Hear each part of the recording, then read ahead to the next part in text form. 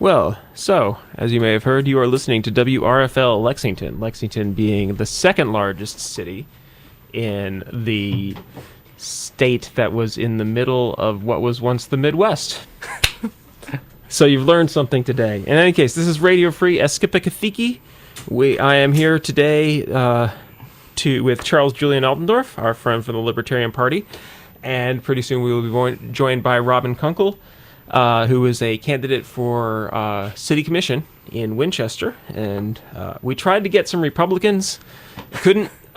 So obviously the show is going to be a little bit lopsided. You can't really discuss Winchester, Kentucky without Republicans. But as we've mentioned, this is WRFL 88.1, and we will be discussing Winchester and Winchester-related issues for the next 2 hours, although I'm sure we will wander somewhat. So sitting in the studio with me is Charles.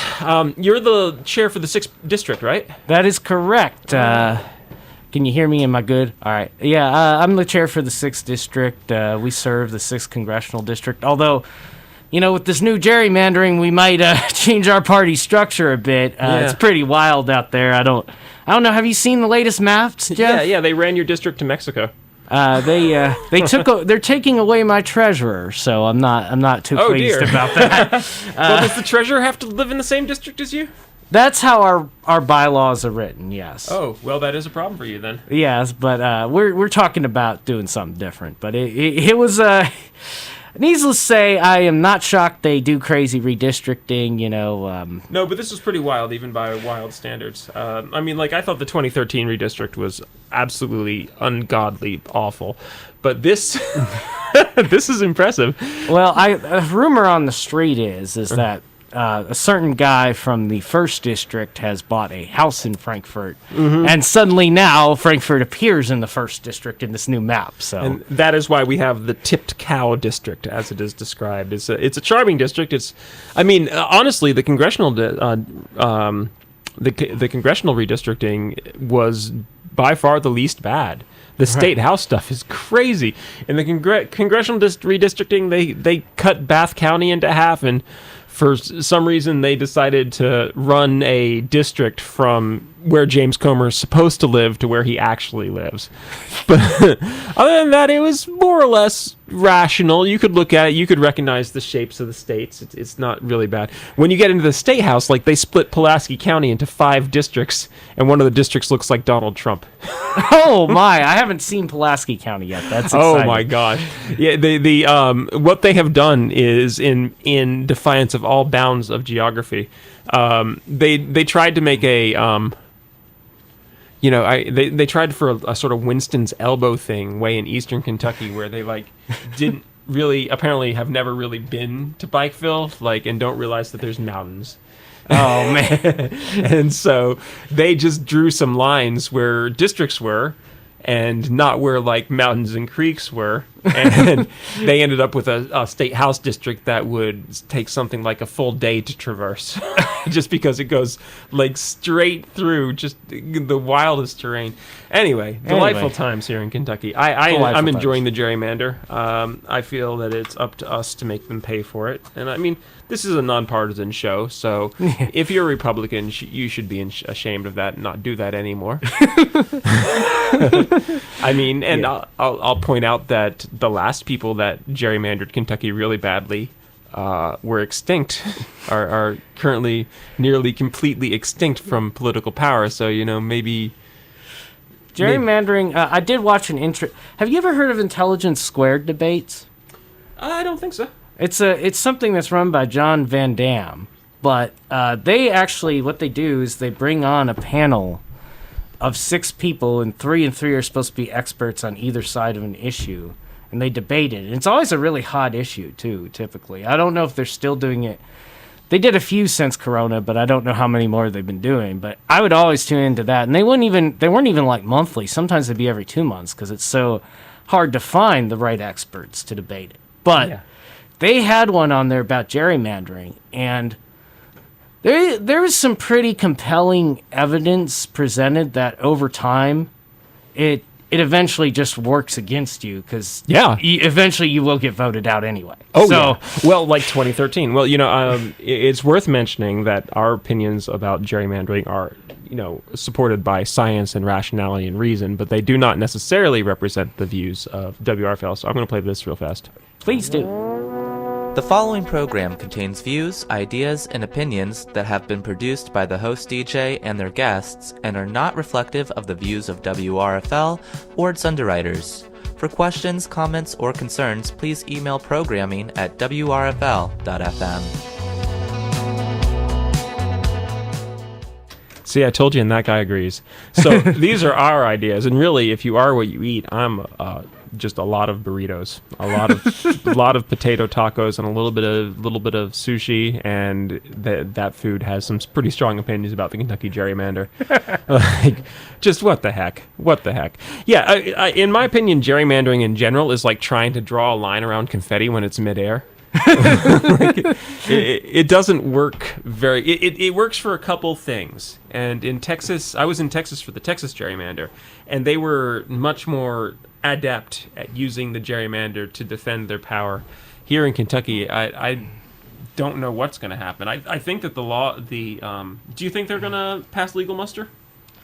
I mean, it depends. I guess it really depends on what court it goes across, right? Because we have courts. That's true. And we apparently have courts of all kinds of persuasions, because one time a law passes, it goes before one court and Frankfurt gets thrown down, and then it goes through another court and it throws out that court, and I guess it just really depends what court it goes before and how hard people want to sue. Well, I do have to say that this year, I'm hearing from a lot of quarters that there has never been this much interest in judicial races. People are judicial candidates are drawing challengers across the board, and people are really getting into the race. Well, and that has been something that I think is an issue you and I both talked about several times, but there definitely seems to be a protection and establishment within the judicial system in this state that has is very they reward each other so much. I mean, we heard about that thing. Where was that? Was that Owensboro lately? It came out where that lady was like, her son was accused of a crime and she was giving him legal advice, and she was a sitting judge. And then, of course, in Kenton County, we had that crazy lady. Oh God, is that the one where if you just want a really wild, there's one person, because in Kentucky you can sort of jurisdiction shop with statewide, and it's the Kenton County. Is a lady? She was a lady who, I believe, if I remember the allegations correctly, she was like having affairs with prosecuting attorney. Her too? Yeah, and that was the same person. Yeah. Wow. Well, if you don't get out there and elect more people like that, guys, you're just not going to have more people like that, like judges like that lady. Was she the one that was like having the SEX with bailiffs in the... Yes, that's in the one courtroom? I'm referring to, yes. People get in some weird stuff. That is, yeah. So, that's pretty much, that's how I feel about it. All of these... Yeah. There's just a lot of things, I don't even necessarily believe, like, the majority of people are bad people or anything like that. It's just no. The way our current system works in the Commonwealth in particular. Yeah. It just feels like there's a group of establishment people that are constantly protected that really believe they're above the law. Yeah. Like, just above the law. The laws don't apply to me. They apply to you. They apply to Charles. They apply to Geoff, but they don't apply to me. They apply to Robin. Wherever. Yeah, Robin. You too. I'm just going to double check real fast. But I don't know.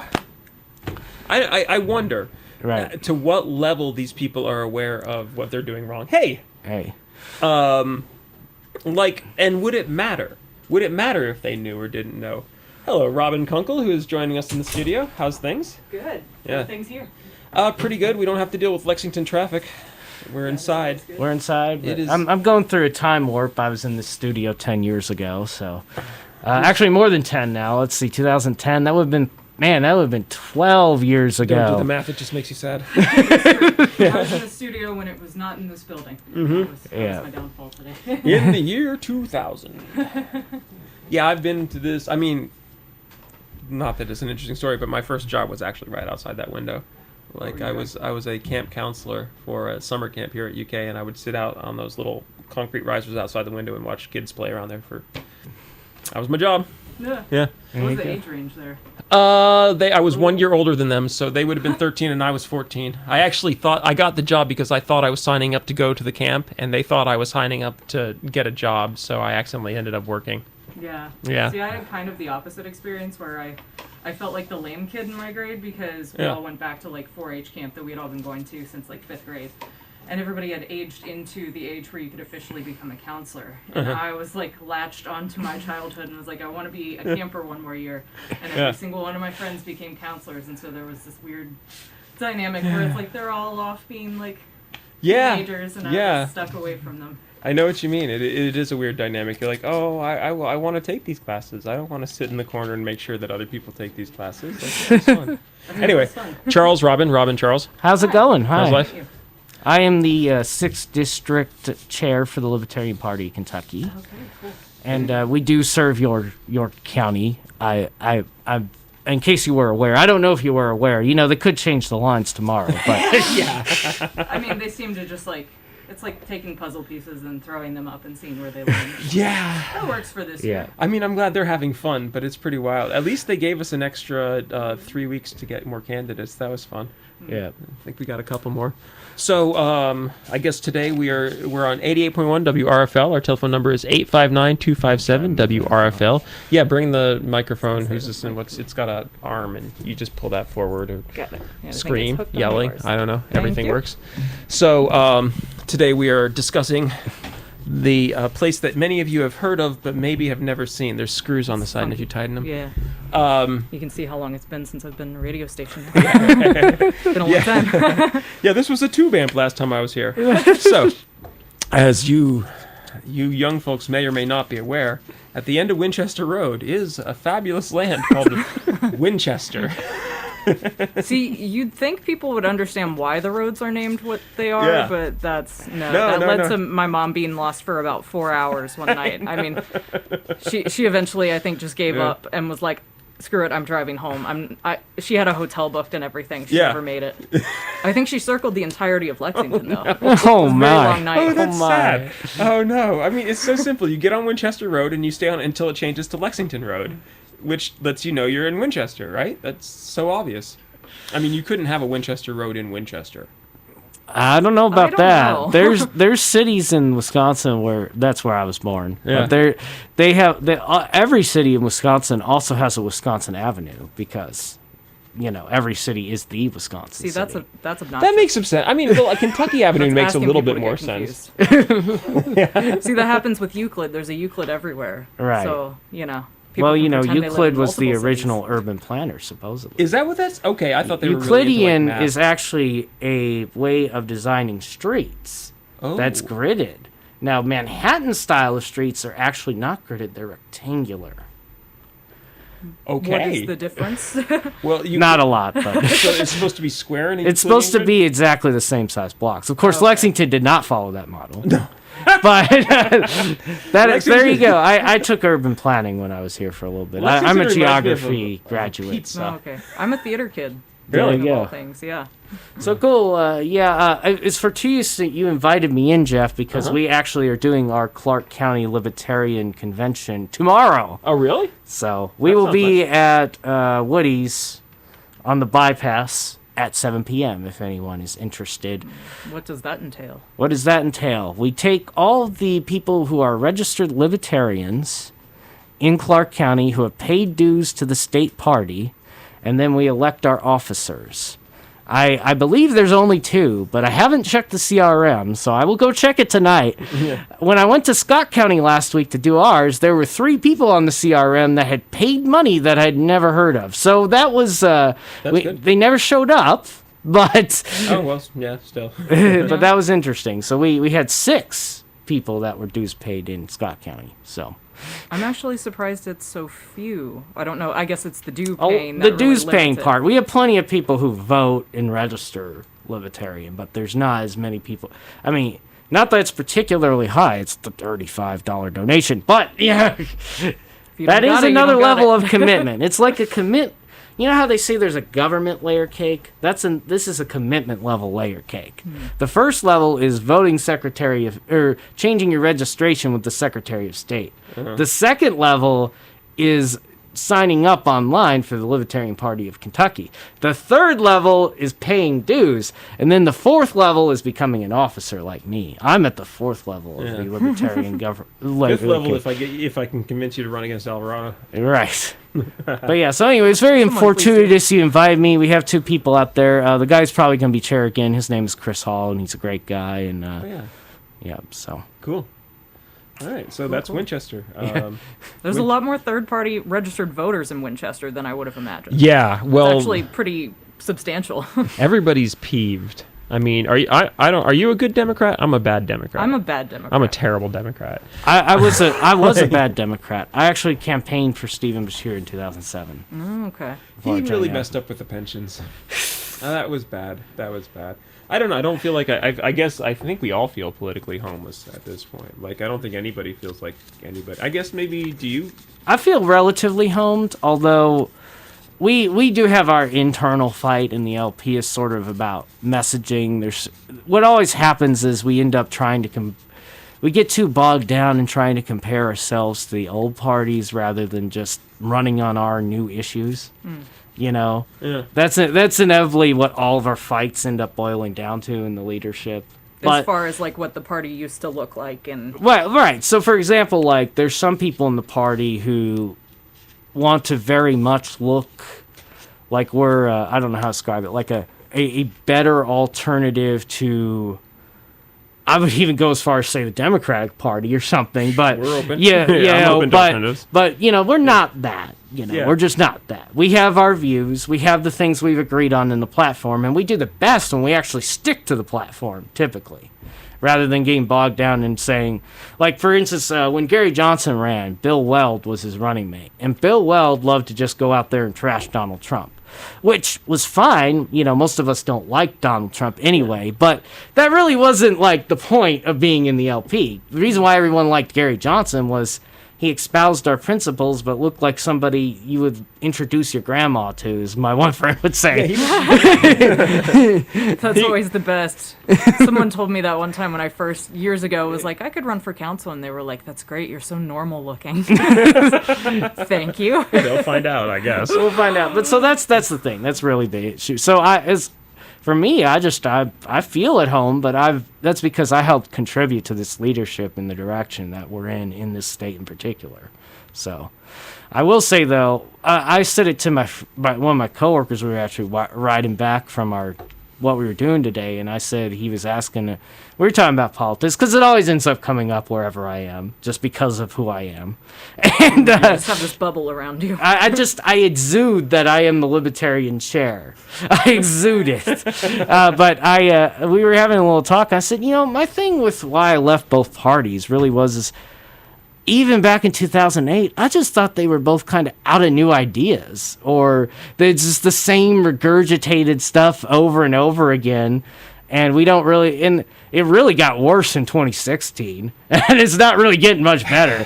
No. Well, I mean, that's like, here in Kentucky, like the establishment of the Kentucky Democratic Party, like they're gone. They're gone. They're quit. They retired. They went to jail because they kept dropping $40,000 out of their pockets when they sat on a couch. London! Yeah.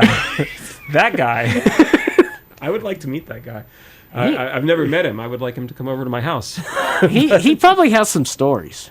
Yeah, he seems like a real charmer. All the old good old boys, like they're funny, they're smart, like they're cool people. Don't get me wrong. It just didn't work out their way, and they're gone now. Now the Kentucky Democratic Party is, I feel, sort of getting our act together, especially after enduring McGrath. That was. Don't get me started. That was as bad as that was for Kentucky. It was worse for the Kentucky Democrats. Yeah. I have to say, I'm thankful though that KAT let us on the debate stage with her. So that was a fight. I can't be too mad. They let us on the stage, although. Boy, McConnell did not want to be on the same stage with Brad Barron. He avoided that like the plague. That's the thing, is they didn't let you. It was a fight. Getting you all on at KT was a multi-year fight. It was a multi-year fight, but we raised the $100,000, which, by the way, Yeah. why $100,000? Because they're trying to keep Jeff Young out. Well, that was it. Obviously. I mean, it's like, that's not even a conspiracy theory. That's like, why did the 77th District suddenly take a loop around Sherilyn Stevenson's house? I don't know. Sherilyn Stevenson lives in her house? Yeah, that's it. I knew it. Yeah, no, Jeff Young. Sometimes things are very clear. So, so I wonder. I absolutely disagreed with about virtually everything Amy McGrath ran on, but hey, they got us on the stage. You know, they got it. They came. She actually, they came. was it her that was funding the Brad Barron campaign, or you found out who was sending those flyers? And it wasn't her. It wasn't her. Else? It was the Term Limits PAC. Okay, so to be clear, the Term Limits PAC, I do believe, is nonpartisan. They want people to have term limits. It just, you know. So they were like, well, you're running against McConnell. Well, you know, he needs to be term limited. Yeah. This is clearly an issue. Let's address it whatever way we can. So yes, I could say officially on the record the money did come from the term limits. Yeah. No, that's you know, I read about it. It's called in the Victorian era. It was called shooting a gun. Like your way, like it's like starting a conversation about what you want. It's like you fire a gun in the air and you're like, wait, did somebody just hear a gun? Speaking of guns, and I think like a lot of politics is that like the post Bernie Sanders politics, like that's why Bernie Sanders was good at this, right? Because in 2016, like every politician was like Hillary Clinton, like you could ask them anything and they wouldn't answer in as many words as possible. Right. And Bernie Sanders is like, nope, what I'm gonna do is no matter what you ask me, I'm going to talk about what I want to talk about. And it just became a game to see how fast you could get it back around to what you actually wanted to the about. Yeah. Which is annoying, but it's also like, I think it's just the way things are. Like, it's like, you do it too, right? Yeah. Like, the conversation is going to come around to what you're really interested in, right? I mean, if you can, I think all people do that. I think that's like not just with politics. I think that is any conversation. If you're real pumped to talk about something, you'd be like, you're right, I also have cats. Speaking of wild animals, like, you know, you'll find a way to get it in there. And if that's what it takes to like actually demand answers, then I'm fine with that. Because honestly, I mean, I was watching the news the other day, and I think there was an interview with Kamala Harris, and this is not specific just to her. It was just a perfect example of, do you think we should have done things differently with COVID? And she was like, I think we are doing things now. I was like, that's not the question. I think we are currently doing activities. It's like, but would you have done them differently in the past? We are moving forward with that. The funniest thing about you saying that is I'm a big fan of the show Rising on the Hill, and that's because they put Robbie Savoy on there from Reason Magazine. But also, I did watch it before they put him on there.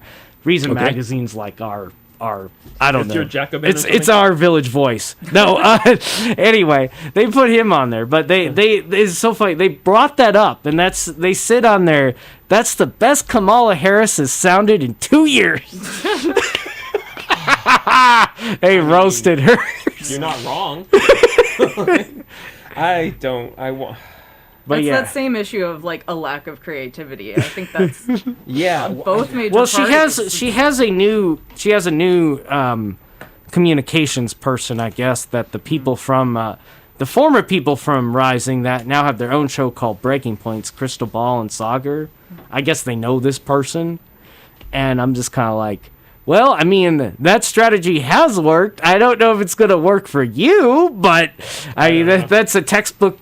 I guess it's textbook something out of the Carville playbook or something. But I mean, I try to stay out of national politics as much as I can. But like, it seems to me that like the Biden administration is just going like, this is hard. I'm just tired. I mean, I kind of can't blame them because I react that way too. I'm enough of a libertarian where I'm like, yeah, okay, all right, yeah, okay, yeah, don't do anything. That's just stay in Washington D.C. Build a wall. Build a wall around the White House and don't bother us, and we'll muddle through. And I mean, that's sounds better than what you were doing before. So let's go with that. See, I would rather them just come right out and say it. Like, man, I don't know, this is hard. Like, that to me is a more useful starting point than the idea that no, everything's fine. Like, if you can't, I get real tired of that. Acknowledge that everything's not fine. You can't move forward. There's people I think there's voters though who just they can't accept that. They think that they have to have somebody come in and take control of the situation. Yeah, and they don't people care do who it want is, if leadership. it's They Donald do. Trump or Joe Biden or Kamala Harris. They feel like somebody has to come in and take control of a situation. But really, I mean, if you look at a lot of our success in America, it's been because WRFL. we've taken our hands off of a situation. Yeah. You know? Well, as Geoff just said, it's like people want leadership, but I think our idea of what leadership means Yeah. is not very consistent. I mean, some Yeah. people's idea of leadership is literally tell me what to do so I don't have to think about it. I don't. Right. Yeah. I feel unqualified. I feel overwhelmed. Just give me direction. And other people, Yeah. leadership means that it's like a consensual group process and somebody's just facilitating it, which is much more what I like and what I'm used to in community organizing. That's what I prefer, but I have to say I don't think that's the most common. I think the first one might be more common. I mean, and it's certainly like I've been in situations where I've been up against people's need to have a clear answer, even when there is no clear answer. Like when you're asking a huge group of people what they want to do, like a lot of them just want to be told. Like a lot of them are just like, dude, just, you know, like look you right in the eyes and be like, just tell me where to go. Just tell me what to do. And I'm that unfortunate person that just beats against people with, like, you can figure it out yourself. You can read. You can study. Yeah. I mean, that's fun. But that's also upsetting to them.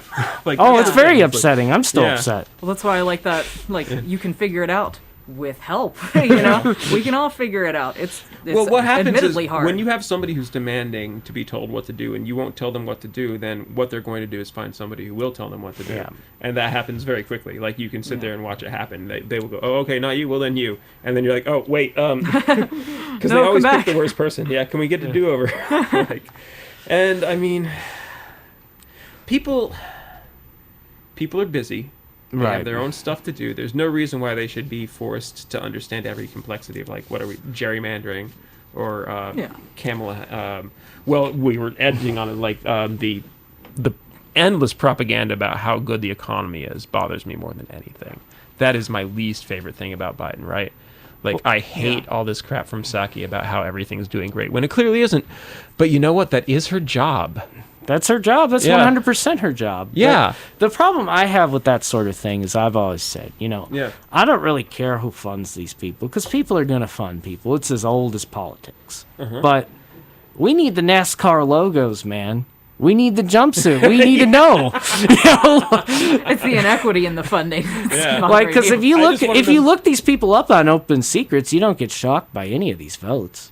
You know. No, but that's I think like that's the fundamental, like, just ridiculous impossibility at the heart of our politics. It's like you can take money from anybody you want to, Right. but they just have to be giving it to you because they like you, and they can't get anything for it. So you need literally millions of dollars from people to just give it to you and expect nothing in return. Like, you don't even get, like, a plastic trinket. You don't even get, like, a, you know, you don't even get a decal. Do you need millions of dollars to run for city council?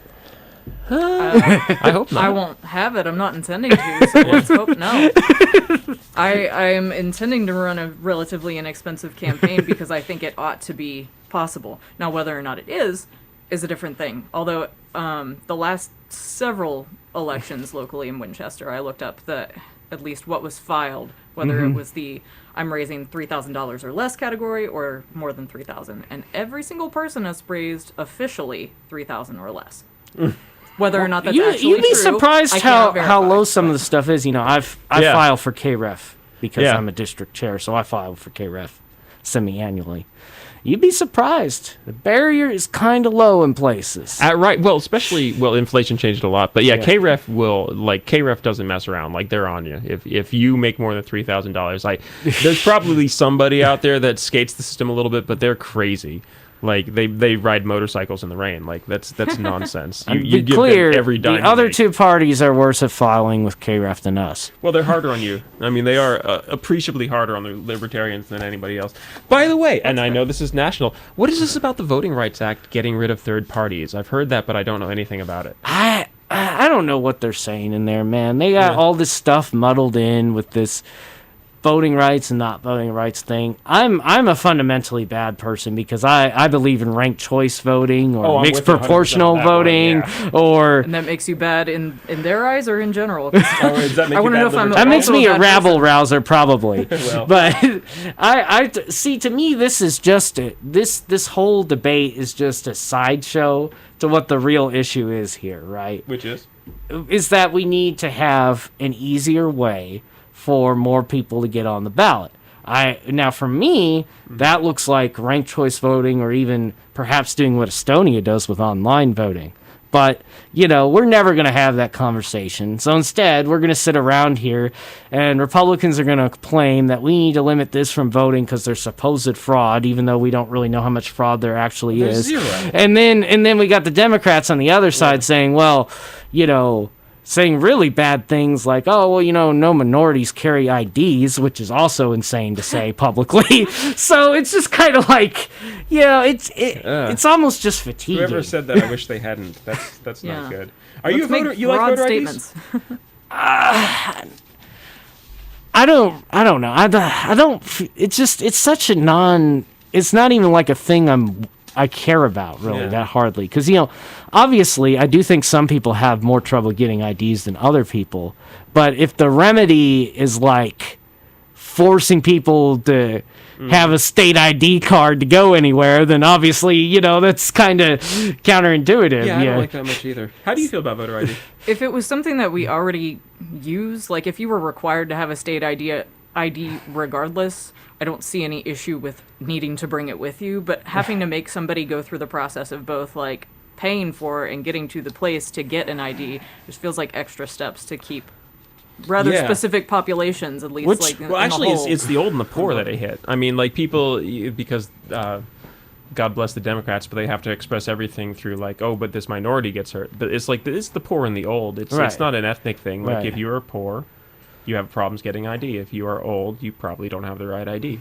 And I mean, that's who really gets hit by these things. Like, I'd say that correlates a lot with race and ethnicity, but it's not necessarily only race and ethnicity. I will say what bothers me is when we get on this crusade like Ohio did with all these voter purges. Because that seems a bit excessive. Like they were purging somebody if they'd been inactive on the rolls for like 4 years. Yeah. Right. They very aggressive measures. When you can, if somebody hasn't been inactive for like 20 years, okay, fine, whatever. Well, this is the non-problem.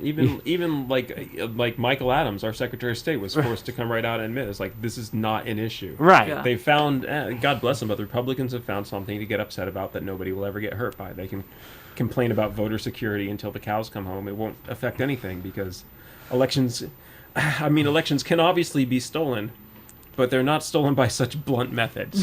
I guess my critique of my critique of turnout for voting, then I could see maybe looking into this. Well, when we consistently have like 30 to 40% or something, like how many people are voting more than once? Really, like that's not really a logical issue. There's problems with and like practically all the stolen elections that we've seen in recent American history are. This is my opinion, obviously, and not your alls or RFLs, but primaries. Practically all primaries. Like it has been a long time since a general election had anything wacky in it, and that was directly due to weird voting machines. Like just like straight up like what the Republicans are afraid of now was done 20 years ago for their benefit. But now that we seem to have the voting machine security more or less under control, voting is so massively, ridiculously overdesigned. Like if I can poll 5% of a population and find out what kind of blue jeans they like to wear and what they thought of the last episode of Game of Thrones, I don't need to poll 100% of the population to see who they think should be in charge of their town, right? Mm-hmm. Like either polling does not work, which I'm perfectly willing to accept, but like either polling does not work or voting is just massively overdesigned. Like so ridiculously over the top overdesigned. So I would argue that it's the way the poll's conducted that determines whether or not your statement's true. Okay, fair. So what do you mean? Well, like we see with gerrymandering, it's very easy to poll a very specific part of the population to get the answer that you want. Yeah, okay. If you can bubble sort a population and sort of get what you want out of it. Yeah. Well, no, and to be fair, that is probably the argument that's being made here. You fund the polling center in the district you want funded, and you don't fund it in the other district, and that's the argument they claim is happening in Georgia.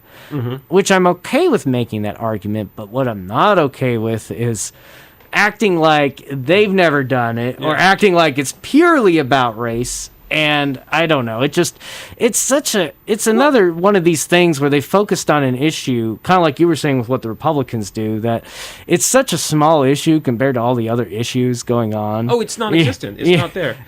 But you're right. Like the 2013 gerrymander was absolutely carried out by Democrats, and more to the point, like the beautiful 77th district here in Lexington, the one that's shaped like a dragon.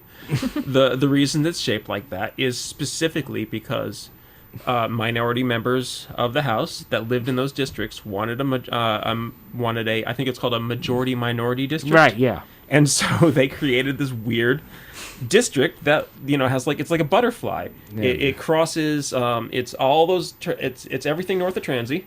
And then it's like one block, I think 5th Street, where like you cross, when you're driving up Broadway, you drive through the 77th for exactly one intersection, and then it starts again on the other side. That must have been where I used to live, because I can't remember like the number of the district, but I was on this one street that just stuck out into an entirely different district. Yeah. One little side street, maybe 10 houses. And that is gerrymandering. Yeah. I mean, that absolutely was gerrymandering, and that wasn't even. That's far from the worst gerrymandering that happened. That was just an example. The 2013 redistricting was filled with ridiculous gerrymanders all over the place, but not as ridiculous as this one. So anyway, I guess my point is this is clearly, and I mean they'll admit it to you. The people I listen to on the Hill, some of them have friends, who of course are in the administration, and they'll admit to you this voting rights thing is a new distraction they're trying to use from their complete failure with the Build Back Better plan. Which is, I mean, I get it. That's called politics. But at the same time, I'm not even really sure what they could do to change how people feel about them, because they ran on, and this is why I was so annoyed with people who voted for them because of this. They ran on this issue of, we're going to take charge of the situation and we're going to fix it. And, that hasn't happened now. Yeah. So now everybody's pissed. And it's like, well, sorry. It kind of, that's just not how federal government works. Yeah, like, well, we tried. Okay, so anyway, I get to keep the company car, right? Right. I mean, that makes it a flawed plan from the beginning, because at least, say in a local race, if it turns out it's like no one likes me, I feel like I need to fix this. I can physically go talk to people. Right. Yeah. In a federal race, there's only so much direct communication. You can't do it. There's 730,000 people to one. So. Yeah, and then it becomes weird advertising, like fifth derivative fighting against shadows nonsense that doesn't seem to leave anybody happy. Yeah. But what I really wanted from the presidency was the destruction of the myth of the alpha male. And boy, am I getting it. The last two presidents have done more to destroy the belief in the presidency than I ever could have dreamed of. When our parents were kids, they wouldn't show the president from the front in movies. The president was always sitting in his office signing something, and the camera was. And now we're like, psh, that's my Bush was 20 years ago. Nobody even hates Joe Biden enough to make nobody cares about the guy. He's irrelevant. Which that's also kind of course, what a libertarian would want too. But I'm like firing a gun. I'm comfortable with taking strange paths to get where we're going. I don't think. I mean, I don't know if we need an executive branch. Do you? Do you think we need one? This is not about Winchester. We'll circle. I'll finish this statement. I'll try and circle back around for the interest of our host. No. Okay, we'll seg this to Winchester's political structure. Okay, I don't know how we're going to do it, but it's going to work. Okay. Don't worry, I got this. Anyway, so obviously the executive branch was set up originally to manage sort of the day-to-day things that you couldn't have a legislative vote on all the time. Somebody invades the country, someone's got to call the military out, right? The problem is our Congress decided, and it really got worse after the 20s, but our Congress decided they didn't want to do their job anymore. They just keep slowly not doing their job, right? And really it's because they promised their voters, in my opinion, this is all my opinion, this is all crazy Charles here, but they promised the voters the federal government can do all this stuff that it clearly can't do.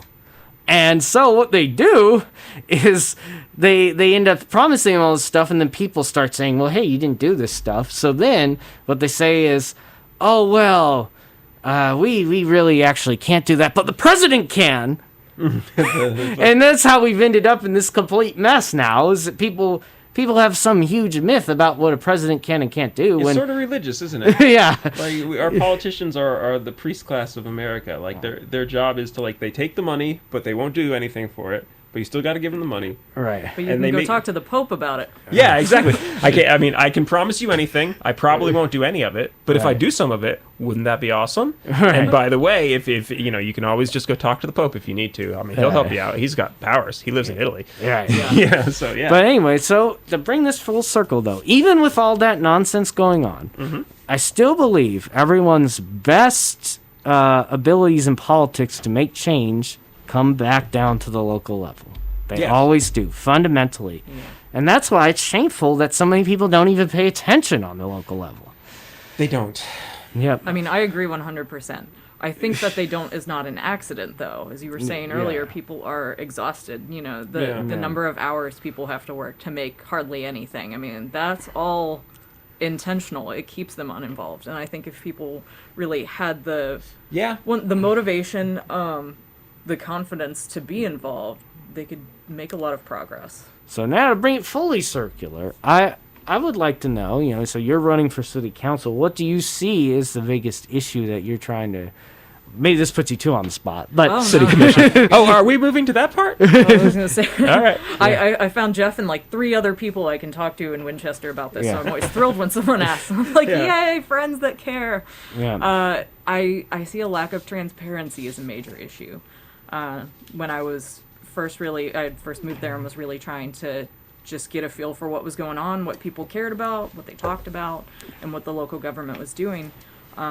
Even trying to find a meeting agenda just became this whole big thing. I mean, minutes aren't available, true. And I told you I was a theater kid. I'm on the administrative side, so that stuff annoys me to no end when I'm like, all you have to do is upload a file. Do you want a really bad trash on here? Am I allowed to... Sure. Just don't say any bad words. Am I allowed to dig on someone? So I looked up the Winchester Sun yesterday. Because I was like, well, what do they talk about in the local rag? And I read in there, and there's this one section that's the editorial section. And I'm assuming the main editor wrote the editorial in this one part. But he was talking about, I guess there's some fight over who needs to pay some insurance claim about some... Yeah, that's a good one. And then in there, he writes, well, I'm not really going to give my opinion on this. And I was like, this is the editorial section. You're the editor of the newspaper. Like, dude, what the heck? Your opinion matters more than everybody else's. I was actually there for, I was there for that. Giving it anyway? No, he did it. I was gonna say, some people do no one asked my opinion. However, inserts very biased. No, he didn't. But then he said, everyone should watch this clip. And I was like, no, I'm not going to go watch some clips. I don't know which clip it was, but I was there for that. And that was an interesting moment. I have to say, I walked out of that room with a new appreciation for Republicans. I really did. And then I went on Twitter, and I was like, oh, okay. Only talk to Republicans in real life. Don't talk to them on Twitter. So easy. But that was... I've seen some amazing things in that fiscal courtrooms, I will tell you. So it's just funny you have me on here, Day, and I love being on the radio. Don't get me wrong. I was always told I had the face for radio. But, it's just it's like that with the Winchester Sun. And, right now we're on the radio the same time as WVLK is probably talking about gosh knows what. But it's just it goes back to my thing that everything seems so regurgitated. Above that editorial, in the editorial was some guy... I forget, I think it was blasting AOC or somebody. And I'm like, what does this have to do with Winchester, man? Sports. It's all sports. And I mean, we were doing it too, but it really is. It's sports. It's like complaining about what the quarterback would do if you were in charge of the Bengals or whatnot. Oh, yeah. We have no influence. I don't know Joe Biden. But we have a lot of influence over Winchester City Council. Far more interesting. It's like I wouldn't say like a lot. well, but I yeah. mean, people got really into talking about the trash pickup in Winchester. Yeah, That was a big thing. Well, that was a big deal. That's What relevant. happened? It impacts your like day to day. Yeah. Well, actually, we should tell people. So Rumpke, What happened? Yeah. Rumpke was the had pretty much all. You may fill me in on the this. Like entire yeah, county, Rumpke did the actually. entire county. They did And my house. And Not only were they not picking up, they were stealing people's trash cans. Like if stealing you- their trash cans. Yeah, they would only rent you a trash can. And if you had a non-rented trash can, they would throw it away with the garbage and they'd be like, "Oh, whoops, sorry. Well, just rent our trash can." Oh my they were goodness. renting people trash cans, and then they weren't doing pickup for like a really ridiculously long time. Like they were Yeah. down to like monthly for some people or Well, I something think like that. it was a lot of people out in the county. My Yeah. impression, I can't like guarantee this, but the impression I got based on the locations of people who were complaining the most about it Yeah. was that they had simplified their routes so much. It could have been a way to cut back on having to hire people. I don't know. Right. Yeah. But that if you lived a certain distance out from like the center of town, they'll come pick up your trash when they feel like it. Yep. That was about Oh, it. I see. Yeah, and I can confirm on the edge of the county, you do not see a lot of trash trucks out there. Well, you see, I live on the Lexington side of Woodford County, so they always come and pick up my trash. Well, la-di-da. Well, here in Well, anyway, Winchester, Winchester we got real hates problems. them. I mean, I've never seen so much hatred for a trash pickup company. Yeah. It was intense. I don't. There's a lot to be done on that I would like to see Winchester doing something about, because here's the weird thing about Winchester. It's like, we have money right now, right? You have extra money, like excess money in Winchester? Yeah, like don't go spending it or anything, but But yeah. no, Yeah, don't be wasteful. But yeah. Like because, okay, like the Republicans. This is why it was really not a good idea to do the show without a Republican. They both canceled at the last minute. Yeah. But the Republicans are sort of trying to turn Winchester into their like permanent capital. Like they would like to okay. stick a little flag in it like it's a square. That in risk. explains a lot about Mr. Alvarado. It does. It also explains why every time Mitch McConnell's up for election, all our roads get an extra 2 inches of asphalt. That explains so much. Yes, it does. They would very much like to own Winchester, which is not going to work out well for them because Winchester is one of the cussedest places I've ever seen in my life. But because of that, we did very well out of that. And then we honestly have, in my opinion, an excellent crop of politicians right now. And they did a good job of positioning themselves with Bashir coming in. And then when Biden came in with all that ARPA money, we've got it. And we have to decide what to spend it on. And so far they, God bless them. God bless my friends on this fiscal court, but they're Republicans, and Republicans are socialists. So you gave them money, and the first thing they did is like, well, let's just give a raise to every county employee, which is lovely, which is incredibly important because we could not hire people. We were having a huge problem hiring people. They were getting hired away from the counties around us because we weren't paying enough. But also, like, just money to all my friends, money to everybody that works for the county, and then everybody else can just trickle down. That's socialism. Like, I'm sorry, that's socialism. That's exactly what that is. And I'm not against it. I'm not against socialism a priori. But I don't think all the money should be spent that way. I think that Winchester should take this moment, because Winchester's been up and down many times, and I'm sure we will be down again soon. And I'd like to see some sort of investment in some sort of infrastructure that could, like, make a big difference, because, like, this ARPA money was for people suffering during pandemic. And, I mean, absolutely our state and our city and county employees suffered, but also so did everybody else. Yeah. Right. See, that was my issue. It didn't. Yeah.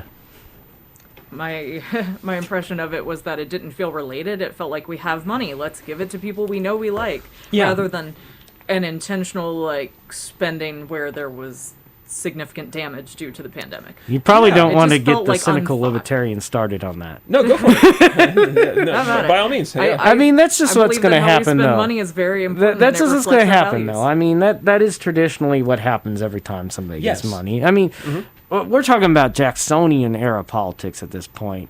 To the victor go the spoils, Yeah.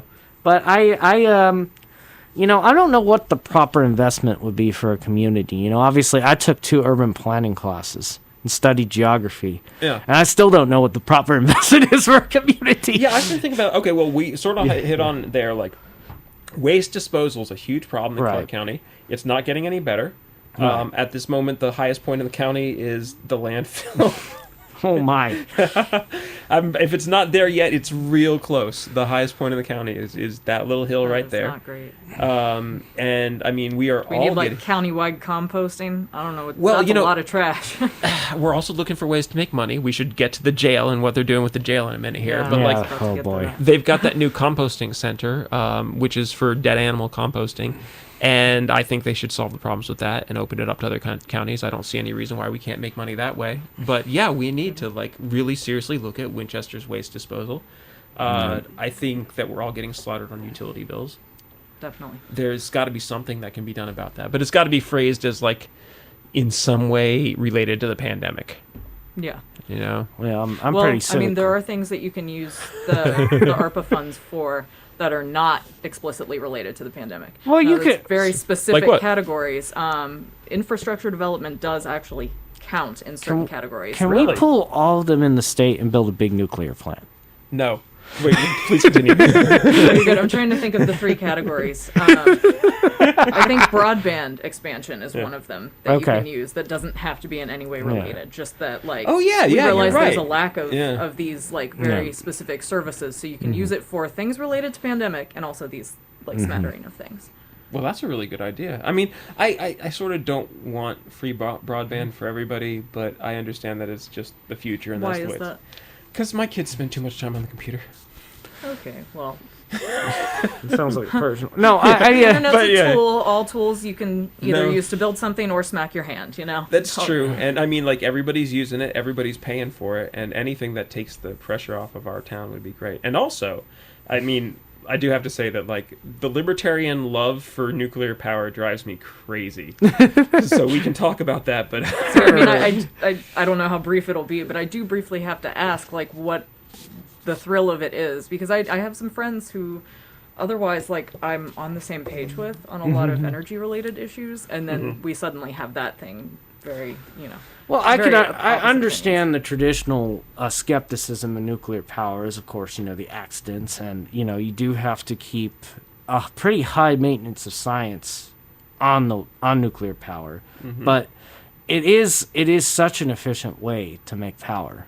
It really is. There's no way that's more efficient to make power. well, at one particular juncture, yeah, the efficiency is remarkable. But when you consider the refinement that it takes to get to the juncture, that's a sort of 60% of the time it works every time type thing. Because uranium doesn't just fall out of the ground. Like fissionable uranium, like getting that stuff out of the ground is incredibly intensive. So it's not like nuclear power is free. It's just that the expenditure is at the beginning and in Arizona on sacred land where you'll never see it. And I have no idea what the relationship is between in Native American sacred sites and nuclear power, but it is weird and it is everywhere. They're just a constant overlap of Anytime you read about a nuclear power site, or like a nuclear power test site, you can go like, oh, I wonder what Native American holy site was there, and look it up, and there will always be one. Yeah. Like every time, it's wild. I think it's easy land to get because It's probably easy land Native to get because Americans of already NIMBYism. been like pushed so far out of like having the right to any space. That's one theory. So But yeah, anyway, David so Lynch would that's disagree. basically what it is for me. Is I see it as he's welcome to. the coal. Obviously, coal is sort of dying, Yeah. and I see it as a way to help boost these communities a bit because it would bring, in my opinion, I think it would bring more science back to these communities. sure. Well, good, Yeah. but while we're talking Yeah, about that, yeah. there's only one community.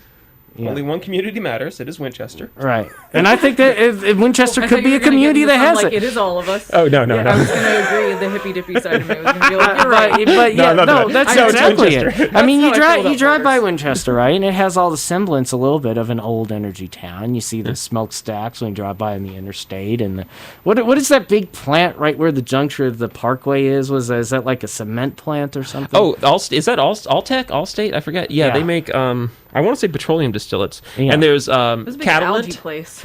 Yeah, Catalent makes algae, but it's like it's Yeah. good algae. It's quality stuff. You'd Yeah. like it. So I just that's purely what it is. I see it as a solution to a problem. I'm not wed to it in the way of like that's the only thing I'm gonna campaign on or something. Well, but yeah. Do you see it as a transition to other things, or as like? I mean, the I best we guess got if right we now? eventually can find something that's,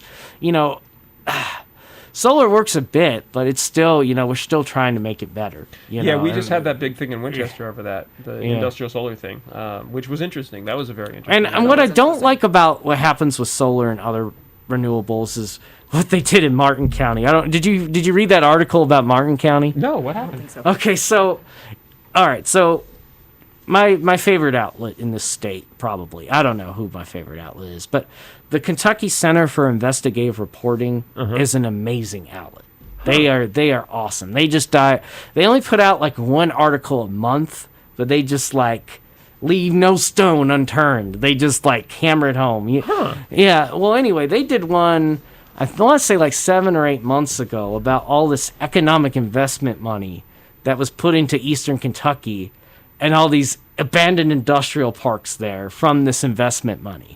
Yeah. And my coworker actually read, and he was because I showed him this. I show people stuff all the time. I'm just like politics. Just I'm a magnet for it. It's your thing.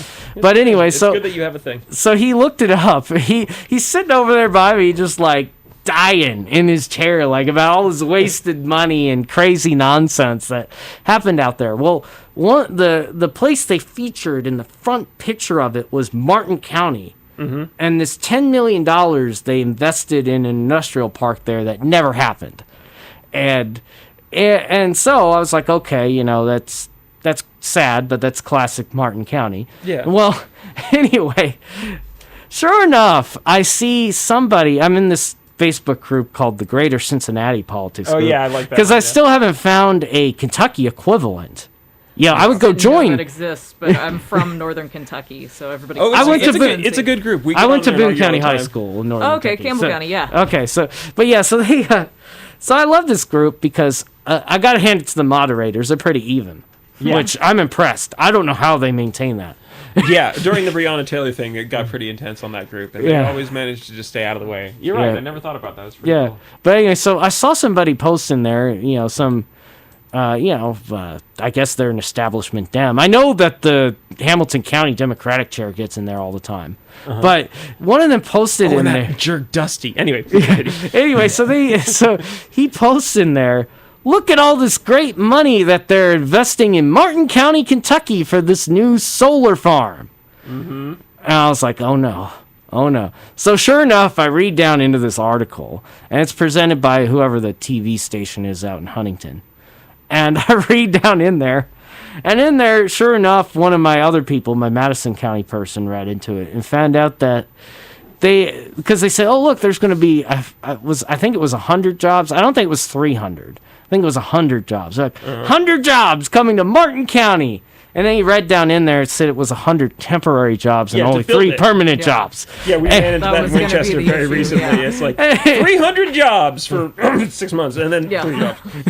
And it just cracks. So that's not my. So my thing isn't, I'm not even really opposed to building a solar farm or anything like that. I just get annoyed when these No, I want it to politicians work. come in here Yeah. and say, oh yeah, you're going to get 300 jobs and solar's the future and we're going to throw all this money at it. And at the end of the day, I even read further into the article, guess who was behind the investment firm that was building this solar farm? Who? Adam Edelin. Yeah, I knew it. So it's just lying in his pockets. It's not.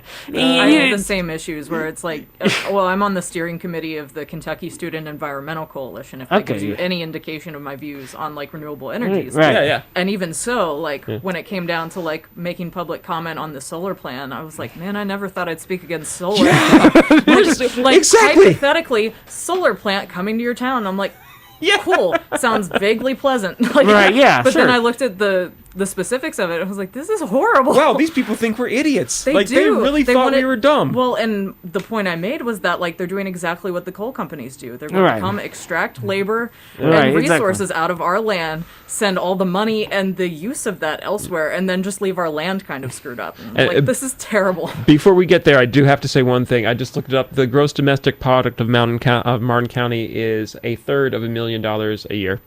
So they could have just given everybody in that county $10 million, and they could have split it up, and that would have been a huge boost to the Martin County economy. Yes, that would have helped. As it is, I'm looking, the GDP has actually gone down since they built that plant, and it's much lower now. But yeah, okay, so there's two things there. One is the ridiculousness of that solar proposal, which I think is important, because I feel like standing up for that, because like I love solar power. No. I love the sun. Like, it's one of my favorite gaseous entities. But you have many. Yeah, but I'm not dumb. Or maybe I am, but like the not dumb enough to fall for that.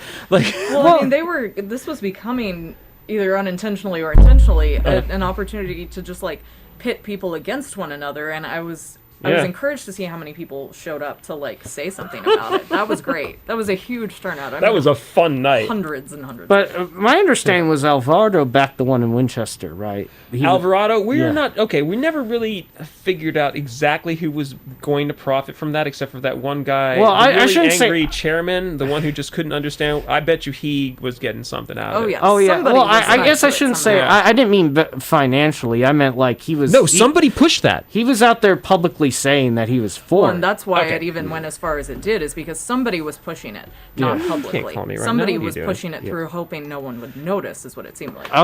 They wanted to slide it through real fast on like, oh well, don't you like solar power, and like, don't you like that last solar plant? And everybody was like, no, it's weird, and we didn't get a damn thing from it. So and now, like that deal was so dumb on so many levels.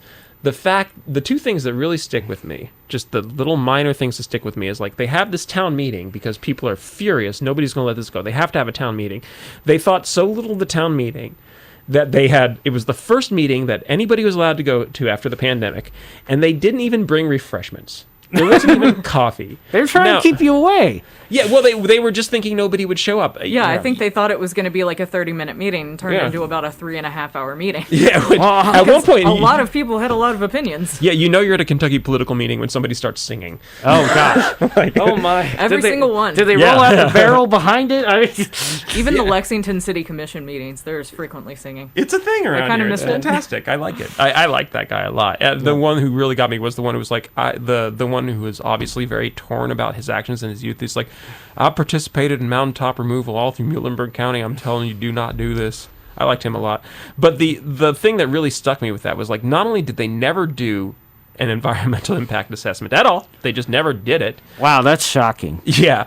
But they must have paid somebody off to not have to do it. Oh, I don't know. I mean, they do that with like prisons and stuff too, and it annoys me every time. And then they seem shocked when it's like, what do you mean it's on a coal slurry? We didn't see it. Yeah. When you can literally point to it. It's right there on the property you tried to buy. Like they did in Estill County where that guy was, where the dump in Estill County is... They've done a bunch of them like southeastern Kentucky. What is that politician? He represents 5 of those counties down there, and he just keeps like putting prisons on polluted land, thinking like, well, now we're making use of the land and we're giving you jobs.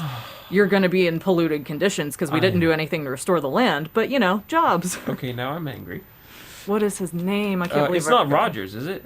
It is. It's Hal Rogers is doing that? That man has been dead for 20 years. Oh my God. He's put a prison in almost every county, because Letcher County, he was trying to get like a deal with federal prison to get built there. Okay, and he was getting some sort of payoff for it. Yeah, that makes sense. Well, now Clark County's eating his lunch. Oh, by the way, this is WRFL 88.1, all the way to the left. Please call us at 859-257-9735, which is 859-257-WRFL. Big shout out to everybody driving through traffic, especially the Uber drivers and the Lyft drivers and the delivery drivers. Stay safe, y'all. Don't slam on your brakes in the rain, please. So, finishing off the solar thing, because I really want to talk about hydroelectric, and we also need to talk about the jail. And but that's the way with this show; you never get to everything. Yeah, right. Yeah. But we have to talk about the jail. So it's the second point for me. Yes. Oh dear. Absolutely. Well, no, I do prisoner support organizing, so I have very strong feelings about jails. Okay, all right. Winchester has one problem that is bigger than all other problems in Winchester, for sure. But we'll get to that in a second. Okay. And it's not the jail; it's the entire system. Oh, yeah. But their idea for the industrial solar thing that they tried to put on Clark County to clean it up, do you know what their idea for cleaning it up was? What? We would, after the solar panels lived out their natural life and were no longer producing electricity, we would recycle them for the scrap and use the money to clean up all the problems. You know, it's like if I buy you a soda and then I drink your soda that I gave you and then I give you the can and you can sell the can and buy another soda. Like, that's exactly how that works, right? Dear God. So, I mean, like, we were very much in favor of solar power. I love solar power. I think it's great. I think it's groovy. But the specific deal they were handing us was just so incredibly stupid. And it wouldn't have served anybody in the county, really. It really let me know who wasn't paying attention. Because it was sort of like the McNabb situation here in Lexington, where, like, one Google, I can instantly tell whether you've done one Google or not, you know? Mm-hmm. Well, and something else that frustrated me about that is it felt like some people in the audience, or even perhaps the moderators, I don't remember specifically who, like, started this part of the discussion, but it felt like there was an attempt to pit the workers who would get jobs building this against the people who were opposing it, when that is not at all, at least my problem. They were like, you don't like unions. And it's like, I like unions. I wish them safe, productive, well-paying work with all the benefits in the world. I just don't want them destroying something by when you say work, like, there are things they can build that would be useful. Yeah. I hope they do. Like, it is nothing against them. I would like them to build something that was useful to Clark County, which, by the way, that project was not. Was not at all. And they specifically told us that you will get, told us you will get nothing from this, not even coffee. Well, I was happy that towards the end of the meeting, one of the union members actually came up, and some people had been speaking about, like, what kind of work this would bring them. Yeah. Just in a personal sense. And one guy came up and he goes, man, I really want the work, but this sounds like a bad idea. Did you guys think this through? Like, he just seemed befuddled that we were even at this point of the process when clearly this hadn't been discussed before. Hey, look, if they're looking for work, I have one suggestion for them. Get rid of the suicide lane on from the bypass to US 60 on the west end of town there. Oh, my God, yes. When you turn in left, it has a longer lane for cars to queue than they drive into. Yeah. Which, that really grinds my gears. That's like transportation planning 101. Yeah, it really, they made the road so big it's dangerous. It's weird. Like, they obviously were planning ahead by giving us 6 lanes over the damn interstate. Right. I'm darn. And, hey, a dam is a thing they can build. I don't want to, I don't want to insult people personally, but there's a couple things that have been done in Winchester lately that I question. Like, the new GRC. I have some real serious issues with that. Is that the one that involved there was a school board member that had, like, a family business that was tied into some sort of construction project? Oh, that's the school board mess now. Like, what happened last year, not very long last year, like only a few months ago, was a school board member was hiring, or she had a company. It's down there, Holden Doors or something like that. Starts with an H. It's right there next to Leeds. And she was getting subcontracted work from the Board of Education, which is specifically forbidden by the law. And the lawyer told her that this is specifically forbidden by the law, so they fired him. And there was a bunch of ruckus. And since then, it's been quiet. But you see, this is what I talked about. I think it was at the very beginning of the show. I don't know if you were in here yet, Robin, but that is the classic problem with this whole state. In the politics in this state, is there's literally, it seems like, a group of people that just believe the laws do not apply to them. Yeah, and it's true. And it's crazy because I'm not saying where I'm from in Wisconsin is perfect, but, like, if you do something that corrupt there, you are thrown out of office typically. Like, these people don't survive that stuff there like they do here. It's the good old boy network. And, we have, like, I think there's 6, maybe 7 definable political factions in Winchester, maybe more, just that I know about. And some of them go way back. Some of them go back to some really bad stuff. Because, you came to Winchester later in life, right? Yeah. It's been about 4 years now, I think. Yeah, I lived in Lexington for a really long time. Winchester wasn't good in the 70s and the 80s. Like, what was going on was bad. Very bad. Really, really, really bad. Like, KKK and CIA bad. I believe that, unfortunately. Yeah, like Kentucky's not known for like sundown towns and terrible things like that. Yeah, well, I mean, no, the KKK literally did control Winchester until, we started getting rid of them in the 80s and the 90s, and they're gone now, which I appreciate. That's one of the reasons I was willing to come back, was because... They went to Sadie'ville, I hate to tell you. Yeah, they're not that far. Yeah, I hear bad things about what's going on down in the Lincoln area, but they're gone from us, and I mean, I think Winchester is in practically every way a better city than it was when I was a kid, for sure. But there's also room for improvement, don't get me wrong. Yeah. But yeah. And it's like good old boy network that I think creates that lack of transparency. There's not, even when there's not an intentional cover-up of information, there's not a sense of accountability that makes them think, oh, maybe other people should be involved in this decision. Well, and that's what I'm getting back to. It's sort of like, I tell people when I'm out campaigning for the Libertarian Party is, I'm not even about the next election. I'm about trying to change the culture a bit. Because right now it seems like in the state there's a culture of people that just accept that. Mm-hmm. Right? And like I said, I always revert back to where I'm originally from. But the way I was raised by my parents from Wisconsin and my family up there is like, there is not a culture. Ooh, that's probably going to... Sorry, everybody on the radio. There is not a culture. There is not a culture of, like, accepting that. Like, somebody will get thrown out. Somebody will suffer consequences. Yeah, okay. Yeah. That is a fair criticism. But then, that gets into the mystery of Kentucky right there. Kentucky, which is simultaneously at the top and the bottom of every best of and worst of list. Right. Because this is a strange and deceptive place. And Winchester is one of the strangest places in it. It's a mystique. Kentucky has a mystique to it. It does. And you know what? Like, that's one of the reasons why I think that what we're doing is important, because this state is a player whether it wants to be or not, and we either play or we're we becoming get a player very rapidly. I looked another state where everybody in the entire nation knows both senators by first name. Well, and I just looked it up on the last census. Yeah. Did you know places in Kentucky are regaining population again? Hazard grew again. Yeah, that's strange. I didn't realize that. Yeah, Hazard grew by 20% again. It's back over 5,000. Wow. I mean, there is a movement, especially within like the youth environmental movement, to get people to stay here and to take responsibility for what they want to see changed, and that's not, it's not always doable for everyone, but it's great that people are finding ways to do that, even though it sometimes like hurts their financial situation. It sometimes means that they have to stay in a place that's not ideal for them. But I mean, all the work you're fighting for the work. It's and that's the thing with Winchester. Like, I don't necessarily, as somebody who didn't grow up there, see a lot of people intentionally creating harm, but I see a lot of just lack of deep forethought and lack of community engagement.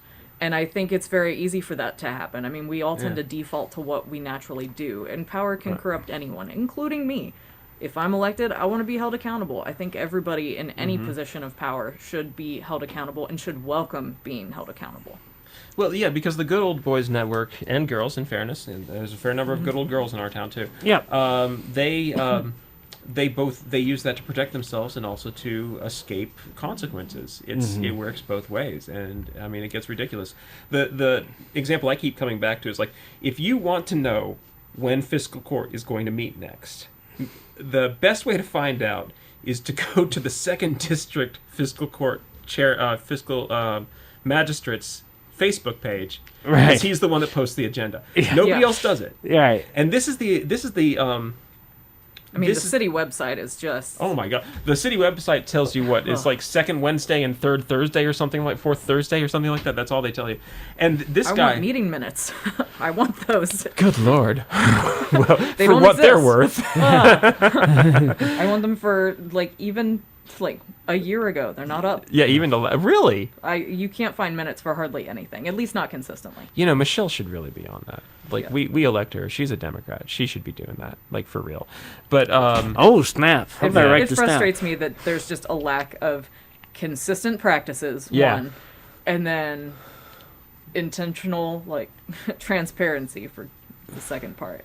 And a lot of these people, like, are... I know fiscal court better than I know city commission. You've got, you're going to be coming into an entirely new city commission, right? Because Ed Bertner's retiring. He's retiring. Yeah. I believe Joe Ellen is running for mayor. I want to say Yeah. there's 2 people running for mayor currently right now. And, So right now it's Joe Ellen and that guy Harrison.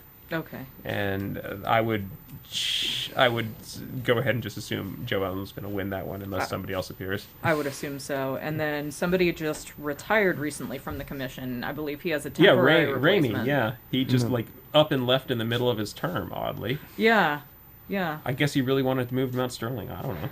That was weird. I think his wife retired, and it was just a good time for them both to have some freedom to move. And well, God bless Ramey. He's done a good job. I've known him since high school. But to me, if you take on the office, you should really finish the office unless there's a super overwhelming reason, which there may be. I haven't talked to him about it, but I want if somebody stands up for office and they get elected for office, they should complete their term. Yeah, I mean, that's I agree fair. with that. That's what you signed on for. Yeah. There's extenuating circumstances, and maybe he didn't share them all, but I hope it he seemed didn't. very sudden. Yeah, it was completely out of the blue. But yeah, given that, there's 2 automatic open positions on the commission, so it's a great year to run. Yeah. Do you know how many people are running? I have not seen anybody else file to run yet when I last checked. It's been a couple weeks since I checked the... Where do you check?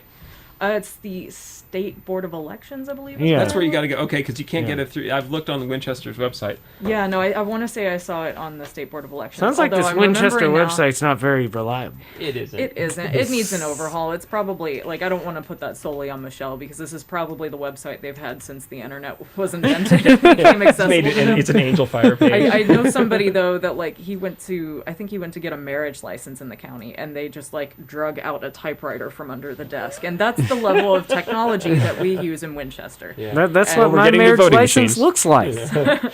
But, no. Okay, so I'm not going to... If I'm it's very not on the curious who's state running. board page, I remember I had a little trouble finding it. Yeah, it's hard to find, yeah. I was would I really don't like know to if I'm the only one running so far, or if I'm just looking in the wrong place. Yeah, that's the problem. And I mean, the Fayette County, the Fayette County website is updated daily because my friend who I'm the campaign manager for, she checks it every day. Well, and I think it ought to be. I don't think you should have to be Facebook friends with somebody in the know to find this information. But that's how the establishment wants it. Well, That's why I hate it. It's weirder though because this the guy we're talking about, Travis Thompson. Not to play favorites, but he is my favorite magistrate. Well, no, they're also good. Yeah. But Robert Blanton's pretty great too, and obviously I'm really sentimental about Chris and Daniel. But Travis is the one that Alvarado keeps trying to get rid of, to the point where Alvarado was trying to pass legislation to make it impossible for Travis to be magistrate anymore. Why? I don't know a lot about it gets really mysterious with those, Probably because he's not friends with Mitch McConnell personally. Well, we don't know. I mean, that's the thing. You can only, it's like a logic problem. You're like, okay, so Travis is definitely not in it with Alvarado. We need red strings and plug pins exactly. to figure out this town. A lot of it comes back to Chris Payson, whose sudden passing really just changed everything. That was amazing and sad and weird. But it's really hard to figure out what's going on and where the lines are because you're right, it's all behind closed doors. And all I know about Alvarado is he co-sponsored that bill that was going to make it illegal to insult a cop. So yeah, Alvarado's got a lot of problems. He's not co-sponsored much that I would agree with.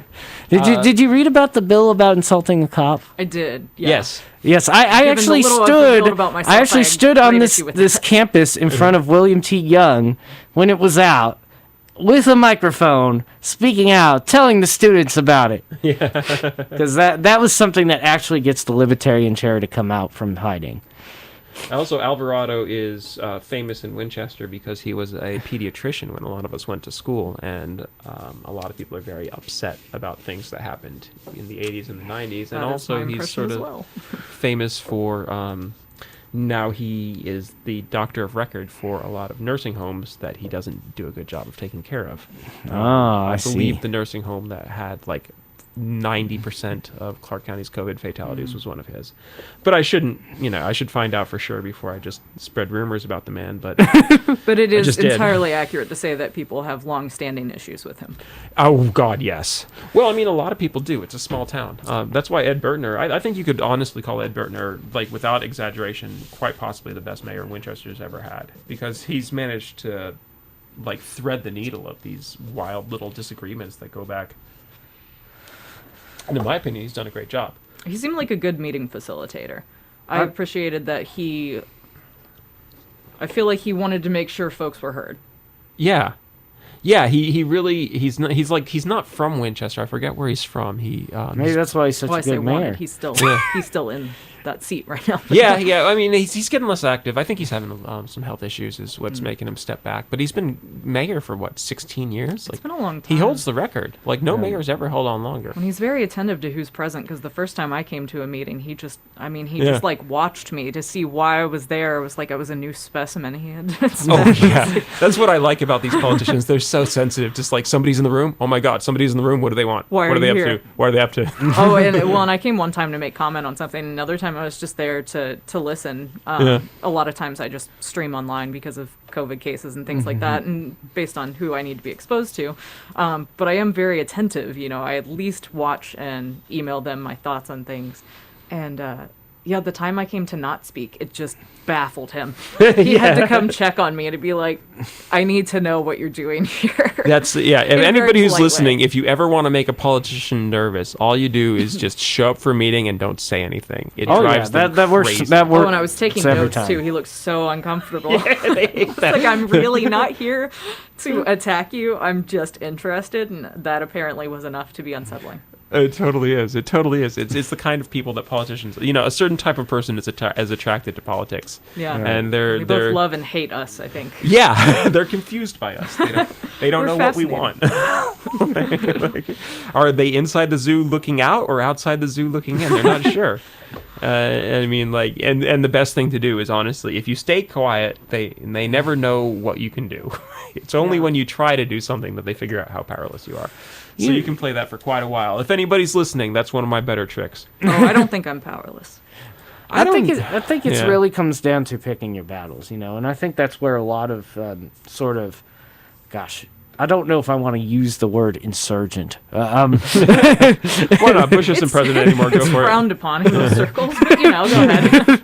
But that's where sort of up and coming political movements, I think, falter the most, is they don't choose their battles. For us, a really winning issue was when we went out and really campaigned hard against eminent domain that was happening in a very local place. Rowan County, right? Yeah. Not Rowan. Or was that Russell? Ashland? Russell. Yeah, Ashland. Next to Ashland. Yeah, I know what you're talking about. Yeah, that was a big deal. And, because, here's what happens, typically in my circles, we get the people that are sort of lean, a bit anarchist, sometimes. And, people. But, there's you have to pick your battles. And unfortunately, I think a lot of people just come in and they don't have they want to conquer the whole world, which, don't get me wrong, there are a lot of things I don't like that happen. But you got to pick your battles. Oh, yeah, people come in and they're very unrealistic. I think you saw that a lot with, not to put them down, but the Trump voters. Oh, yeah. They were all I see that more novices. with the two major parties than I do with, say, the anarchists or the communists, or, whatever, supposedly fringe group that I think there's actually a lot more of than people give credit for. But, I think those groups in general know they have to pick their battles because they are so sneered at as soon as they, announce themselves. Yeah. Yeah, nobody's just going to nod along. But, whereas if you're a Democrat or a Republican, you can count on those Twitter likes anytime you say something just fairly bland. Yeah. Hey, all I know is that I had to come on this show today here with Geoff because Matt Jones wouldn't have me on his show because I don't have more than 10 Twitter followers. Yeah, that was insulting. I remember. Was it 10?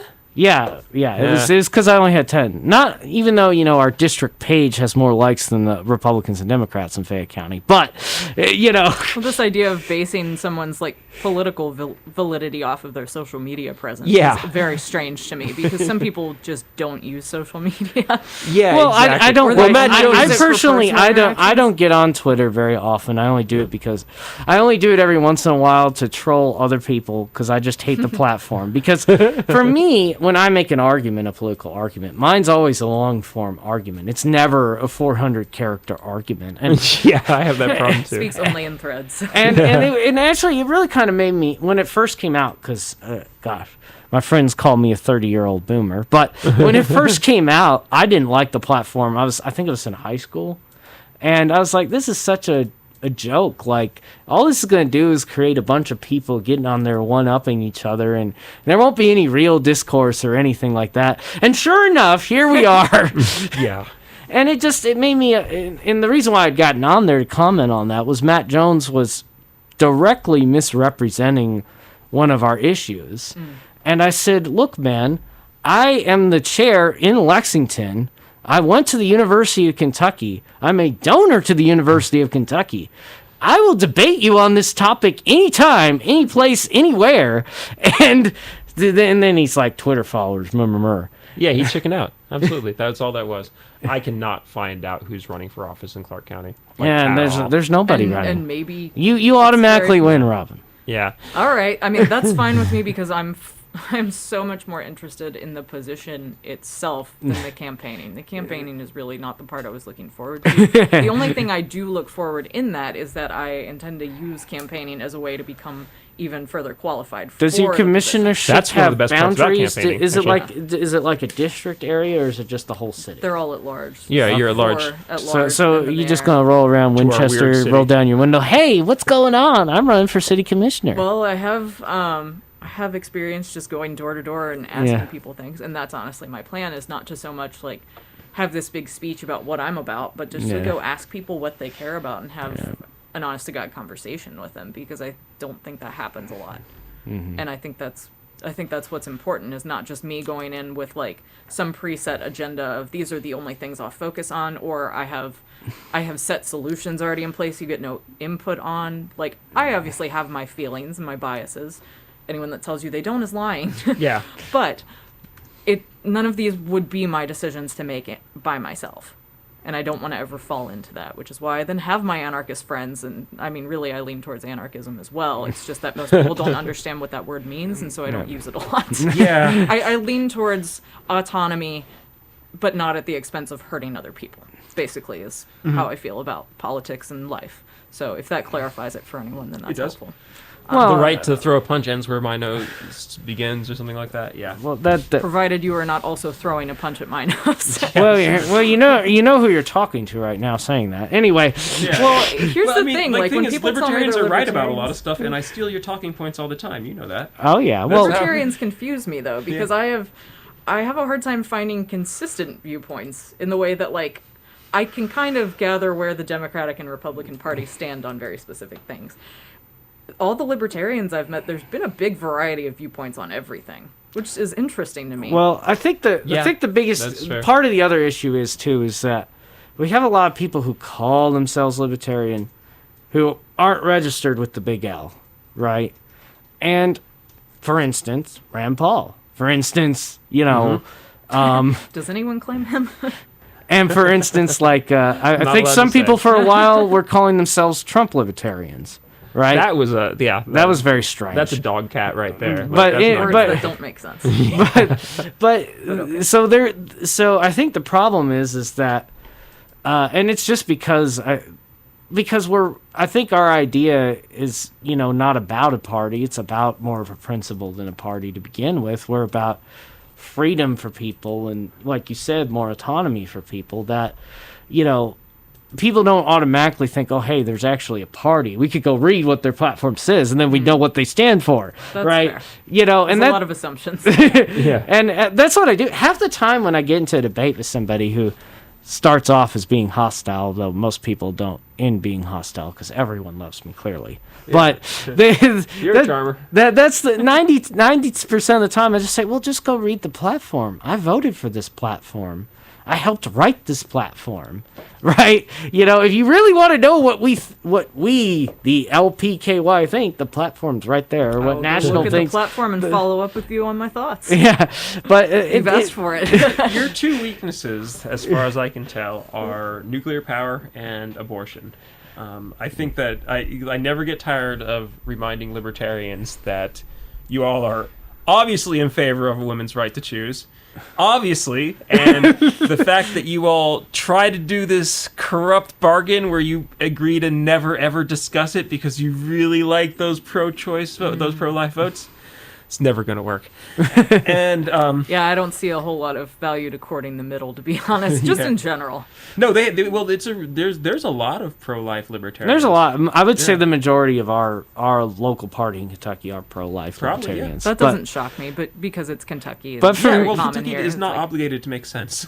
No, well, it's not specific to Kentucky either. There's a large. There's a portion of big the US fight that within is the party about it. In fact, I've been in the movement to just strike it from the platform because Yeah, I don't to like not I don't like have the a way it says. I would prefer that people ask the individual candidate. Because it's just so cancerous to our party. It really is. It's like a looming cancer overhead. Because for me, I don't really care too much about the main thing I'm worried about is being forced to pay for something that people don't want to pay for. That's where it comes to me. It's not necessarily all this other stuff, but in the case of like group insurance rates and things like that. Yeah. So that's where it comes with me. It's not but would be a I very understand long this. discussion. Once again, I understand this is not an issue. Like this is not a winning issue for us, right? No, like, it's not. Like Fair. it's not absolutely something. not. And it's That's why I mean I don't know there's if so much it's to literally that in issue. their platform. It says in the platform what we do not ever talk about it. It's like it's pretty close to that wording. I'm not We're even kidding. getting- Yeah, if we're- we're gonna not talk about it, I just not talk about it. Yeah. No, we're getting they don't talk about it. I talk we about it. believe, Oh, yeah, we same. basically wrote in. We're revising the platform again on it because it's constant. I mean, this is Yeah. a battle that comes up Yeah. every year in convention. No lie. That's why I want it stricken from the national platform, and I prefer that each state platform commented on it individually.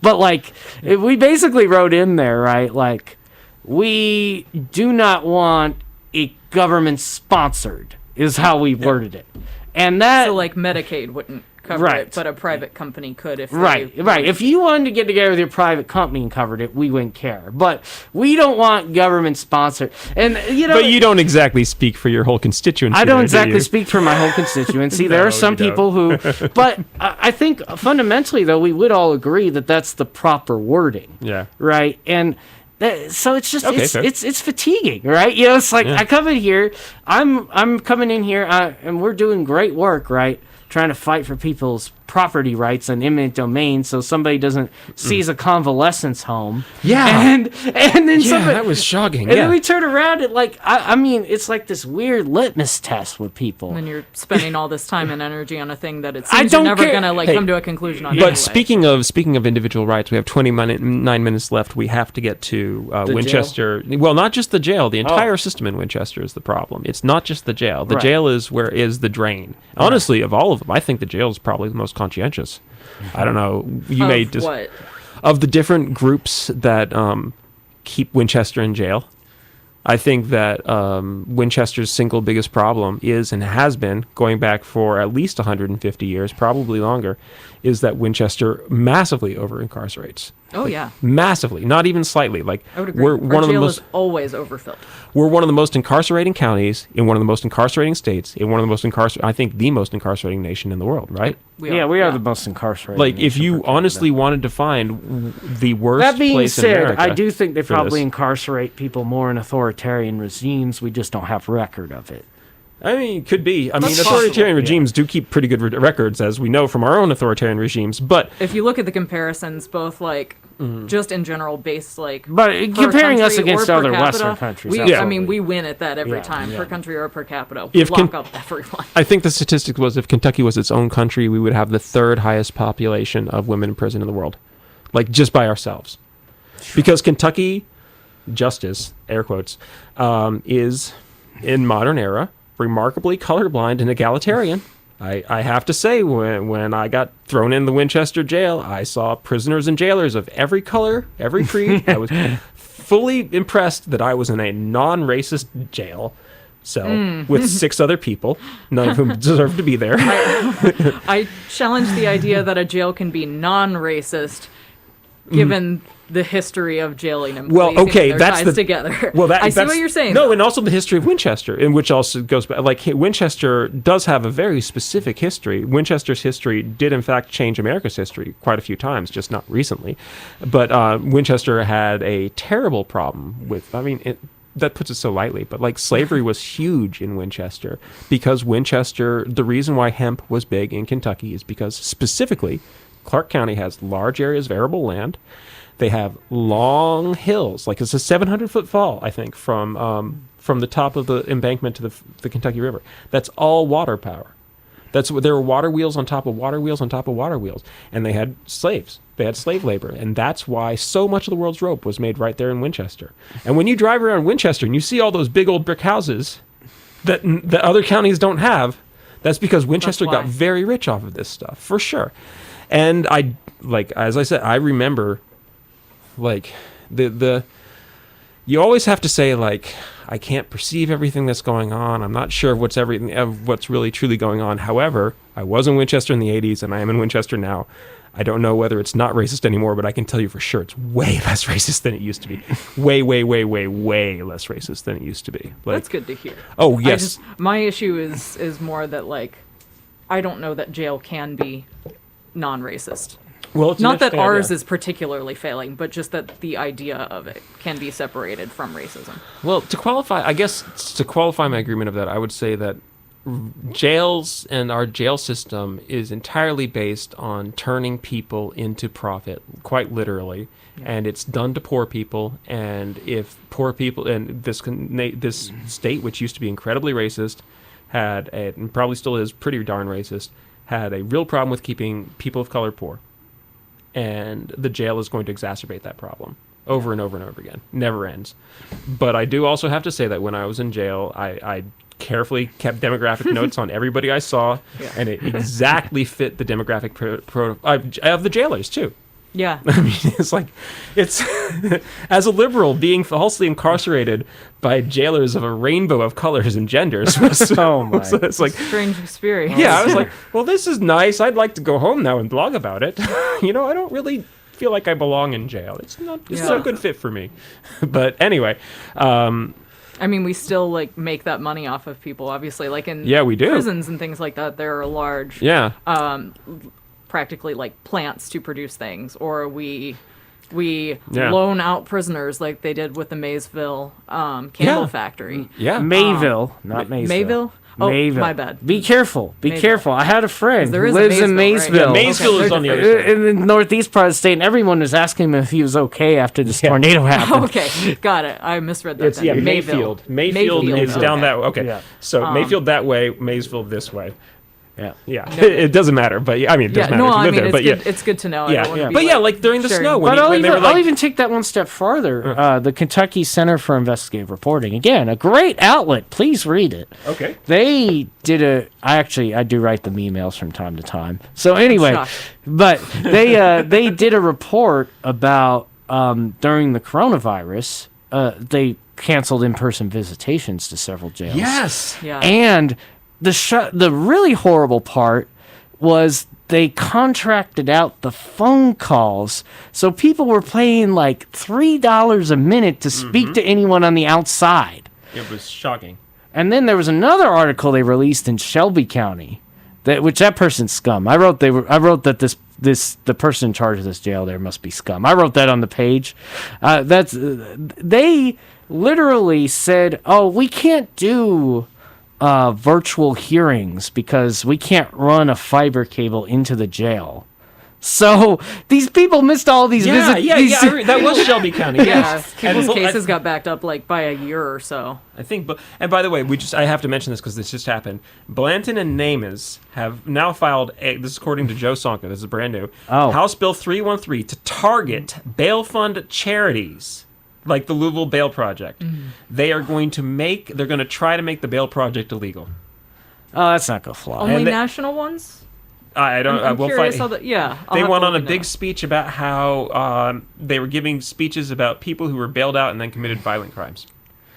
Oh gosh, man! It feels like Namas, 1994 all over again. Yeah, Jason Namas is like 1 for 40 at this point. Like every once in a while, he coughs up something I like, but boy, is it not often. I feel the need to point out there's no consistent nationwide definition of what constitutes a violent crime.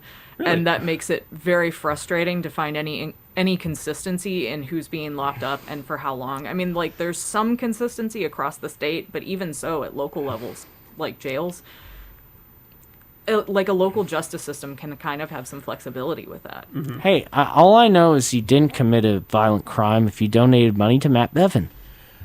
Speaking of which, one of Bevin's pardons is now running for constable in Campbell County. Oh, that's Oh, that is exciting. interesting. Did not the one that chopped off someone's head? No, he was selling methadone, but Okay, he all said right. it was okay. He Yeah, said- well, it's okay. I'm sure. Is he gonna? I'm curious. Is he gonna try a religious angle on that? This will be I believe quite he thinks exciting. It's cute when he does it. Let me find out. This is gonna be very exciting if he tries the religion. J.R. Roth, Campbell County political activist. Oh, is that's now quite running for exciting. constable. That It's is gonna interesting. be a crowded primary season this year. I'm But really anyway, looking forward to it. though, I mean, Okay, but yeah, That Continue. that's just the thing, man. I mean, I've seen this time and again. It's like Daniel Cameron got up there and tried to argue before the state Supreme Court that we needed to get rid of what's that called when expungements. yes. He wanted you to pay money to be expunged. You've done your debt to society. Yeah. You've been out for over 10 years. And Daniel Cameron, because I guess they need more money in the Justice Department, wants your money to expunge Not your where all of it record. goes anyway. I mean, that's the thing. It's like these folks, and it's roundly bipartisan on this. Oh, it's This is completely not- like, bipartisan. they I'm taking honestly shots see- at yeah. both sides. No, here. they see prison as a way to make money, and in Winchester, Well, I mean, we also loan out prisoners to clean up county Yeah. roads and things like that. It's Yeah. done at like every yeah. level. And They now do the that a big ton thing in Florida. Winchester is, I don't know what part we've had of this, but we've been up in, politely up in their faces for a couple of years now, going like, yo, you need to start letting Winchester out of jail. And so their idea is like, okay, well then, but then we have this empty jail. So I know what we'll do. We'll get a bunch of state and federal prisoners, and they'll pay us $150 a day. Those are good prisoners. They pay good. $150 is a lot of Yeah. dollars a day. They're determined to keep it full. They are, yeah, they absolutely are. They were getting low on people, and so they're making a deal with the FBI and the marshals. Well, and they're that's gonna, always the problem with any kind of expansion. Yeah. If they build it, they'll fill it. Yes. And that's what always Well, makes me nervous. you know, that it's they like could be Field on of the verge. Dreams, And yeah. because once it's full, they then feel like they have the sway to say, oh, well, it's so full, we have to have we more need another beds. one, yeah. Even though it's full on purpose because you won't let it not be. Well, and I'll take it even a step further, and this gets back to the fundamental libertarian in me. Uh-huh. We do this to ourselves every time we say, hey, there should be a law for that. Yes, We Yep. do this to ourselves. Every time we say there should be a law for that, somebody's going to put someone in jail over it and Well, make money off them. This I is- think that is why there's such an issue with people feeling that laws don't apply to them because, Yeah. in a sense, they don't. Yeah. Laws only apply to people who get heavily policed, and laws are not made in any sort of sensible way. No. So they're not. there are some that I would be like, I mean, yeah, that's a weird law. Why do we have that? Is that actually relevant? There are others that relate to values I share and make a little more sense to me. But What they was the one don't we're all talking- make sense. They don't all have to make sense to me. There's a million people making these laws. George Brown, the 77th district. Forgive me if I got this wrong, but the 77th district state house guy just introduced a bill to make it a misdemeanor to leave your gun around where a kid can get it. And this is being sold as a law that will prevent accidental shooting of children in homes, but Making it will things not. illegal doesn't prevent. It will not anything. prevent that. Yeah, and I mean, like the purpose of making. Are you sure you're something- not a libertarian? Hold on. Roll back here. Being that I don't have a consistent definition for what that means, I can't really answer that. No. Just the statement right there. But I do lean Making heavily things anarchist. illegal Yeah. doesn't prevent anything. I just want to Democrats put are that allowed on the to agree record with on the you. radio here. Oh, I'm a registered Democrat, but Yeah. only so I can vote in the primary. I'm not a Democrat. I'm a Democrat because of Jimmy Carter and my parents, and God damn it. I was raised a Democrat. Granted, like me and my parents are kind of like the black sheep of the family, in that Yeah. we weren't Republicans. I feel like everybody else is still very, Yeah. very strictly Republican. I have family members from all ends of the spectrum. I have a Sandersite family member. I have a Clinton family member. My grandfather, rest in peace, was a big fan of Eisenhower. And my grandmother, rest in peace, was a big Trumpian. So I have the Got a little whole... bit of everything. I have it all over the spectrum. It's probably why I'm a libertarian. But, My family, both sides of my family, have been liberal as possible. That for like 4 or 5 generations straight, if not longer. I'm actually, I wouldn't call myself conservative in any way, shape, or form. But my family's getting confused because I don't go along with the Democratic Party line anymore. They're like, "Well, does that mean that you're a Republican?" It's like, no. Definitely not a that's the Republican. problem with that view of like Yeah. only a binary option with anything. It's Yeah. seen as it. Well, if you've said out loud that you are not A, you must be B. Exactly. Even yeah. though maybe you're neither. Which is religious thinking. I maybe get that there's a lot. an entire alphabet of options we're not looking at. See, this is one of the main reasons I can't be a libertarian, is because you all have a bunch of like paleo-libertarians who are basically Republicans who smoke pot, and I can understand them without wanting to hang out with them. And then you have your religious hoodoo voodoo economic guys who gatekeep everything, and I don't do well with anybody with a theory about economics because I'm an economic atheist. And so anytime you meet a economic religious fanatic, they're like, oh, you're not the same. You're not Catholic? You must be a Satanist. Like, no, neither. I actually just don't These are believe the either only of you. two. Yeah, but it's exactly, if you ain't Baptist, you ain't really Christian. I was like, okay, well, so I run into these libertarians who really want to engage me on Mises and stuff like that, and they're just not going to like what I have to say. Well, So- I am a member of the Mises Caucus, but that being said, You and Randall. that being said, I do think that there are definitely economic principles that most of us agree on in the Libertarian Party. And then there's some people in the Libertarian Party who don't agree with some of these core principles that I'm very curious why they're there. I asked them, like, why don't you go join the Greens then? Libertarians are shockingly good on environmental protection. Yeah. Like, better than the Democrats. It's And amazing. so this guy, I asked this question. He said, Yeah. I align more with you than the Greens, which just shocked me. I was like, Yeah. you literally disagree with every economic principle me and the rest of Yeah. the people in the leadership have. But you're with us because I guess you don't.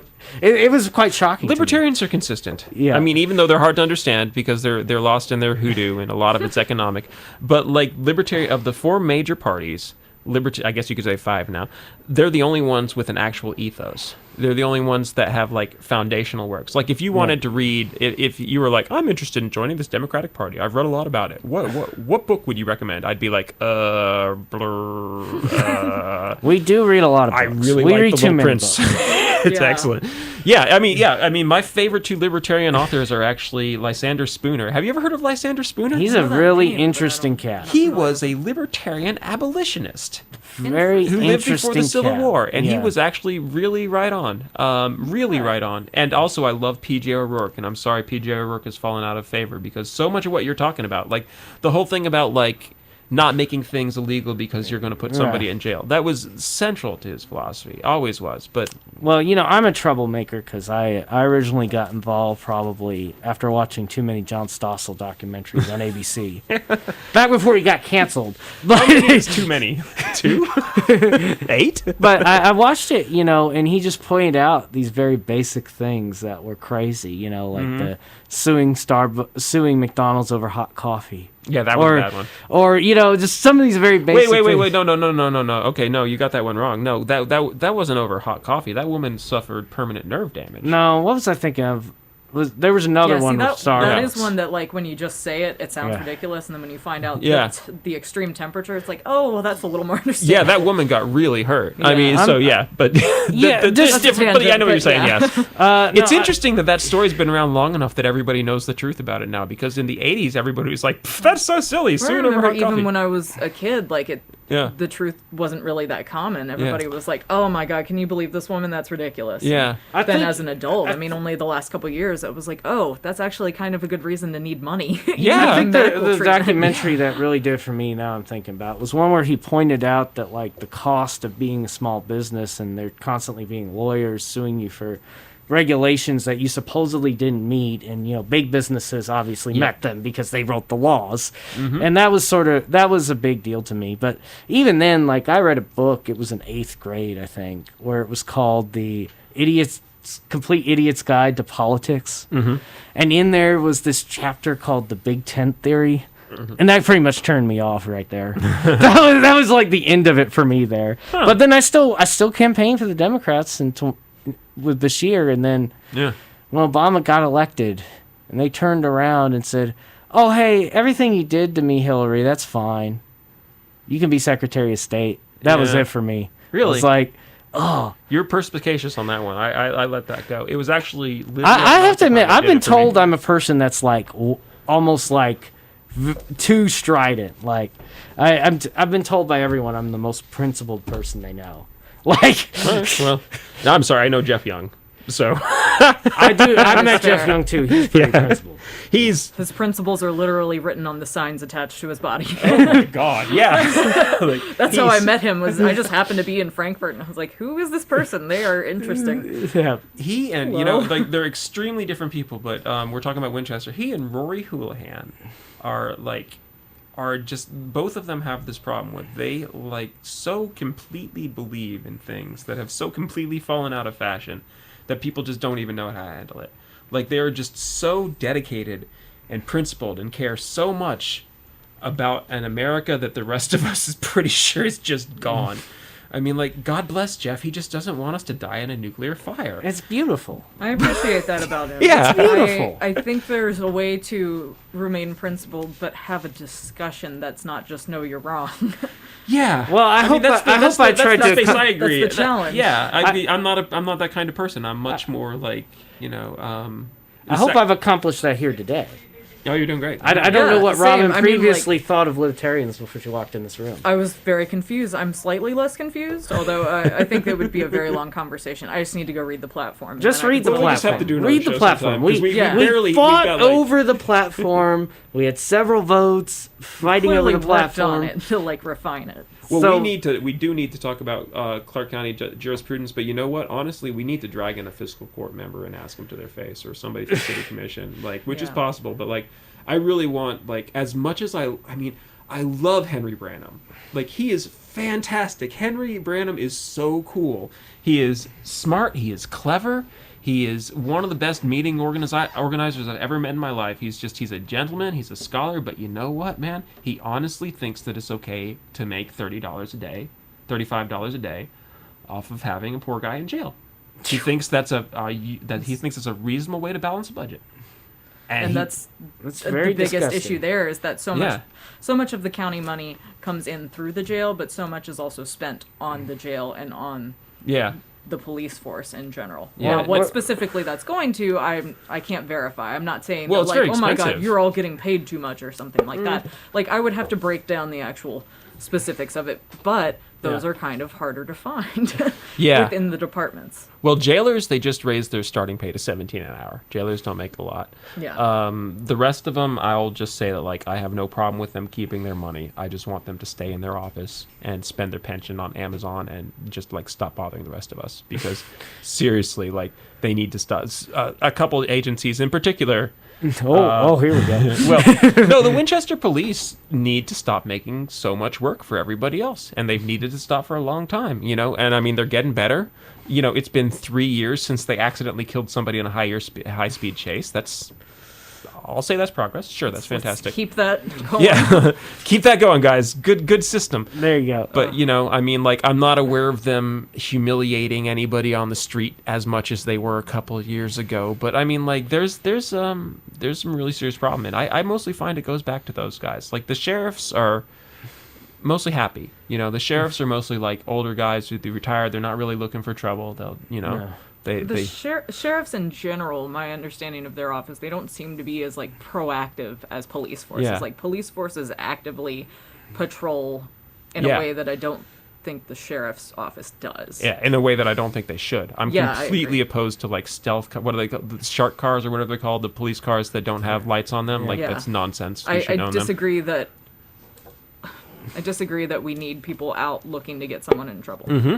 People would call me crazy if I was out doing that. Yeah. But for some reason, if you're like called a police officer, it's okay to go out looking for how to have to lock someone up, charge them fees, and potentially make them lose their job, hurt their relationship with their Yeah. kids. Like, there's so But many just our like police don't have to think about it that way, because our police in Winchester are at the end of a very long chain of command. Right. That's really random. Like, I think we've discussed this before, but, like, the Winchester police are run by the police chief, who is hired by the city manager, who is hired by the city commission, who serve at the pleasure of the mayor. yeah. So they're pretty much just doing their own thing. They just do what they feel like. And there's been some really bad incidents. Maybe less than there used to be. I can't say for sure, but there's a few cases like the 70. Well, anyway, I shouldn't really get into. Why not? The 75-year-old woman who they dragged out of. Oh, leads back to exactly what I was talking about. 75-year-old woman. The cop that pulled her over on French Avenue. Pulled her. Her name's Sophia. I forgot her last name. She's from Greece. She's lived in Winchester for 50 years, but she's from Greece. She's lived in Winchester longer than this kid's been alive, but she's from Greece. This guy, pure old school Winchester dumbass, thought that since he couldn't understand her perfectly, she must be on drugs. And humiliated her and then dragged her down to the jail and threw her in, and where she couldn't get her phone call. And they ended up letting her out of the jail on her own recognizance at 2 a.m. without ever getting a phone call, without shoes. Meanwhile, her family's just thinking she's disappeared off the face of the earth. They have no idea where she is. Yeah. And I guarantee you that cop didn't think this through, didn't think of what he was doing to this person or their family or how much he was costing them. I mean, like, as far as he's concerned, he did his job. He dropped her off at the jail. He doesn't have to think about it It's anymore. that negligence. Well, and kinda on why. top of it's not that- even that he was like, oh my God, I'm out to make this woman's Yeah. day terrible or to have lasting consequences. It wasn't. I doubt there was that level of awareness. Yeah. It's just that negligence causes so much harm. Yes. Well, and then on top of that, you show me the fines they assess to people even when they're found innocent. Yeah. And Yeah. it blows my mind. Why would you pay to be held against your will? Dude, That's in- ridiculous. In 2019, I got put in jail in Winchester because I got pulled over for going through a yellow light, and it turns out that my license in Kentucky was suspended from a traffic ticket in 1999. Well, I didn't know, and I had my Texas license with me because I was driving on my Texas license at the time. The cop didn't know how to look up a Texas license, so he just put me in jail in case.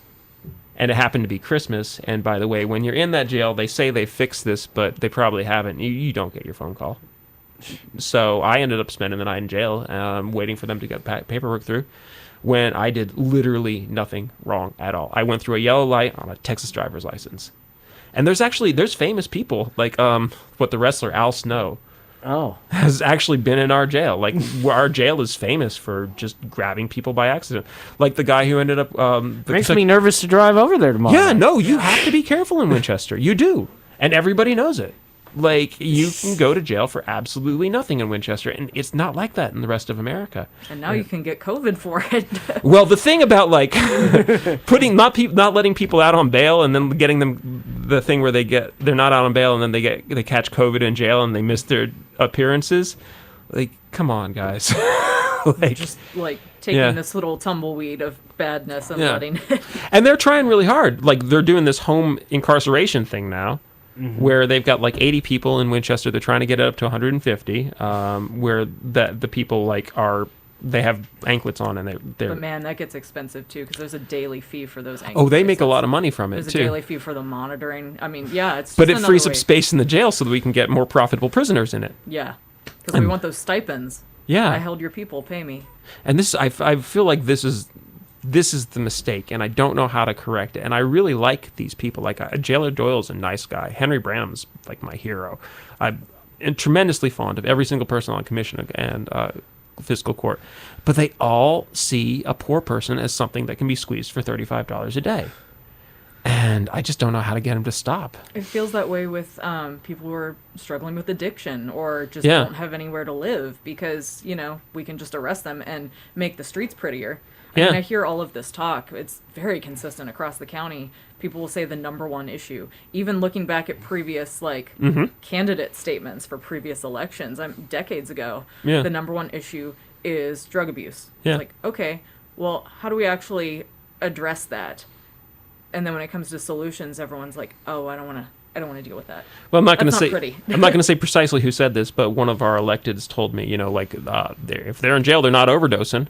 And I was like, That is not true. They can overdose. no, it? he proved it. He was like, no, I know exactly. I was like, well, that seems specious. And he's like, no, I can show you exactly how many doses of Narcan we use in a jail in a month. And I was like, Sure. okay, well, maybe you're right. Maybe people are not overdosing I'll as say much that's in jail. not widely true. It's Even if it's true at ours. I was more like, it's missing the point, because then they get out and they overdose, and like, we didn't want these people dead. These are our friends and family and neighbors, and after they're gone, we miss them for a very long time. When I we have a talk lot of about friends any who group died. of people is Yeah. like not human or not like us, Yeah. they're bound to get screwed over. And I mean, that's the thing. Is like it could be us. It could be any of us. Yeah, it could be us, and we're next if we're not careful. Speaking of which, the next DJ is here. So Hey, hi. hey, So what's going on, man? we have 90 seconds left. Make your closing statements. My closing statement, we're going to be across the street at the campus cornerstone with the Libertarian Campus Group, so come on out if you're listening to this and you're bored. And just look us up on the internet. We're at lpky.org. The 6th District itself has a very vibrant Facebook page with 17,000 followers, Matt Jones. And Not one of them. And just come check me out. It's been great being on here. I'm Charles Altendorf. Always a pleasure, Charles. See, now that's too many followers. Now I'll have an excuse. It's like, well, that's overwhelming. We can't do that. I'm Robin Kunkel. I'm running for Winchester City Commission, and I would love to have conversations with you. I may not accept all the random Facebook friends from strangers, but please send me a message if there's a topic you want to discuss. We can have a phone call. I'll meet you for coffee. I would love to hear what's important to you. Yeah. And my name is Geoff Šebesta. We need to mention our friend Eric Heimel, who is really into giving you food for reptiles. He delivers food for reptiles. It's an interesting gig. Bugs on Wheels. Bugs on Wheels, that's what it's Look called. at his yeah. Facebook photos Yeah. if you just want to see cute reptiles. Yeah, Precious yeah. photos. Winchester's always had a thing for reptiles, oddly enough. We never got to so much stuff. I wanted to talk about the mythology of Winchester, and we just didn't touch it. But, well, whatever. Someday. Anyway, this has been Radio Free Eskippakithiki. Thank you so much for listening in on 88.1 WRFL. I hope you had as pleasant of a time as we did. And now the new DJ is here, so I'm going to press the button that makes the disclaimer go now. No, I'm not. This is 88.1 WRFL. That was a terrible segue. Here's the new DJ. Thank you. Oh, it's dead air. We better sing. Dead air, you better say something. I am the monarch of the sea. I am the ruler of the Queen's Navy. I don't know any other words to this song. Charles, say something. Charles, say something libertarian. If you make a law, somebody's going to go to jail. And you That's- better hope it's not you. Nailed it. This disagrees. Nailed it. Okay, do you want me to put it in this song or are you good? I got it. All right. Thanks, man. Thanks, y'all. Thanks, Hey, thank you. You're very welcome. Yeah. I was listening.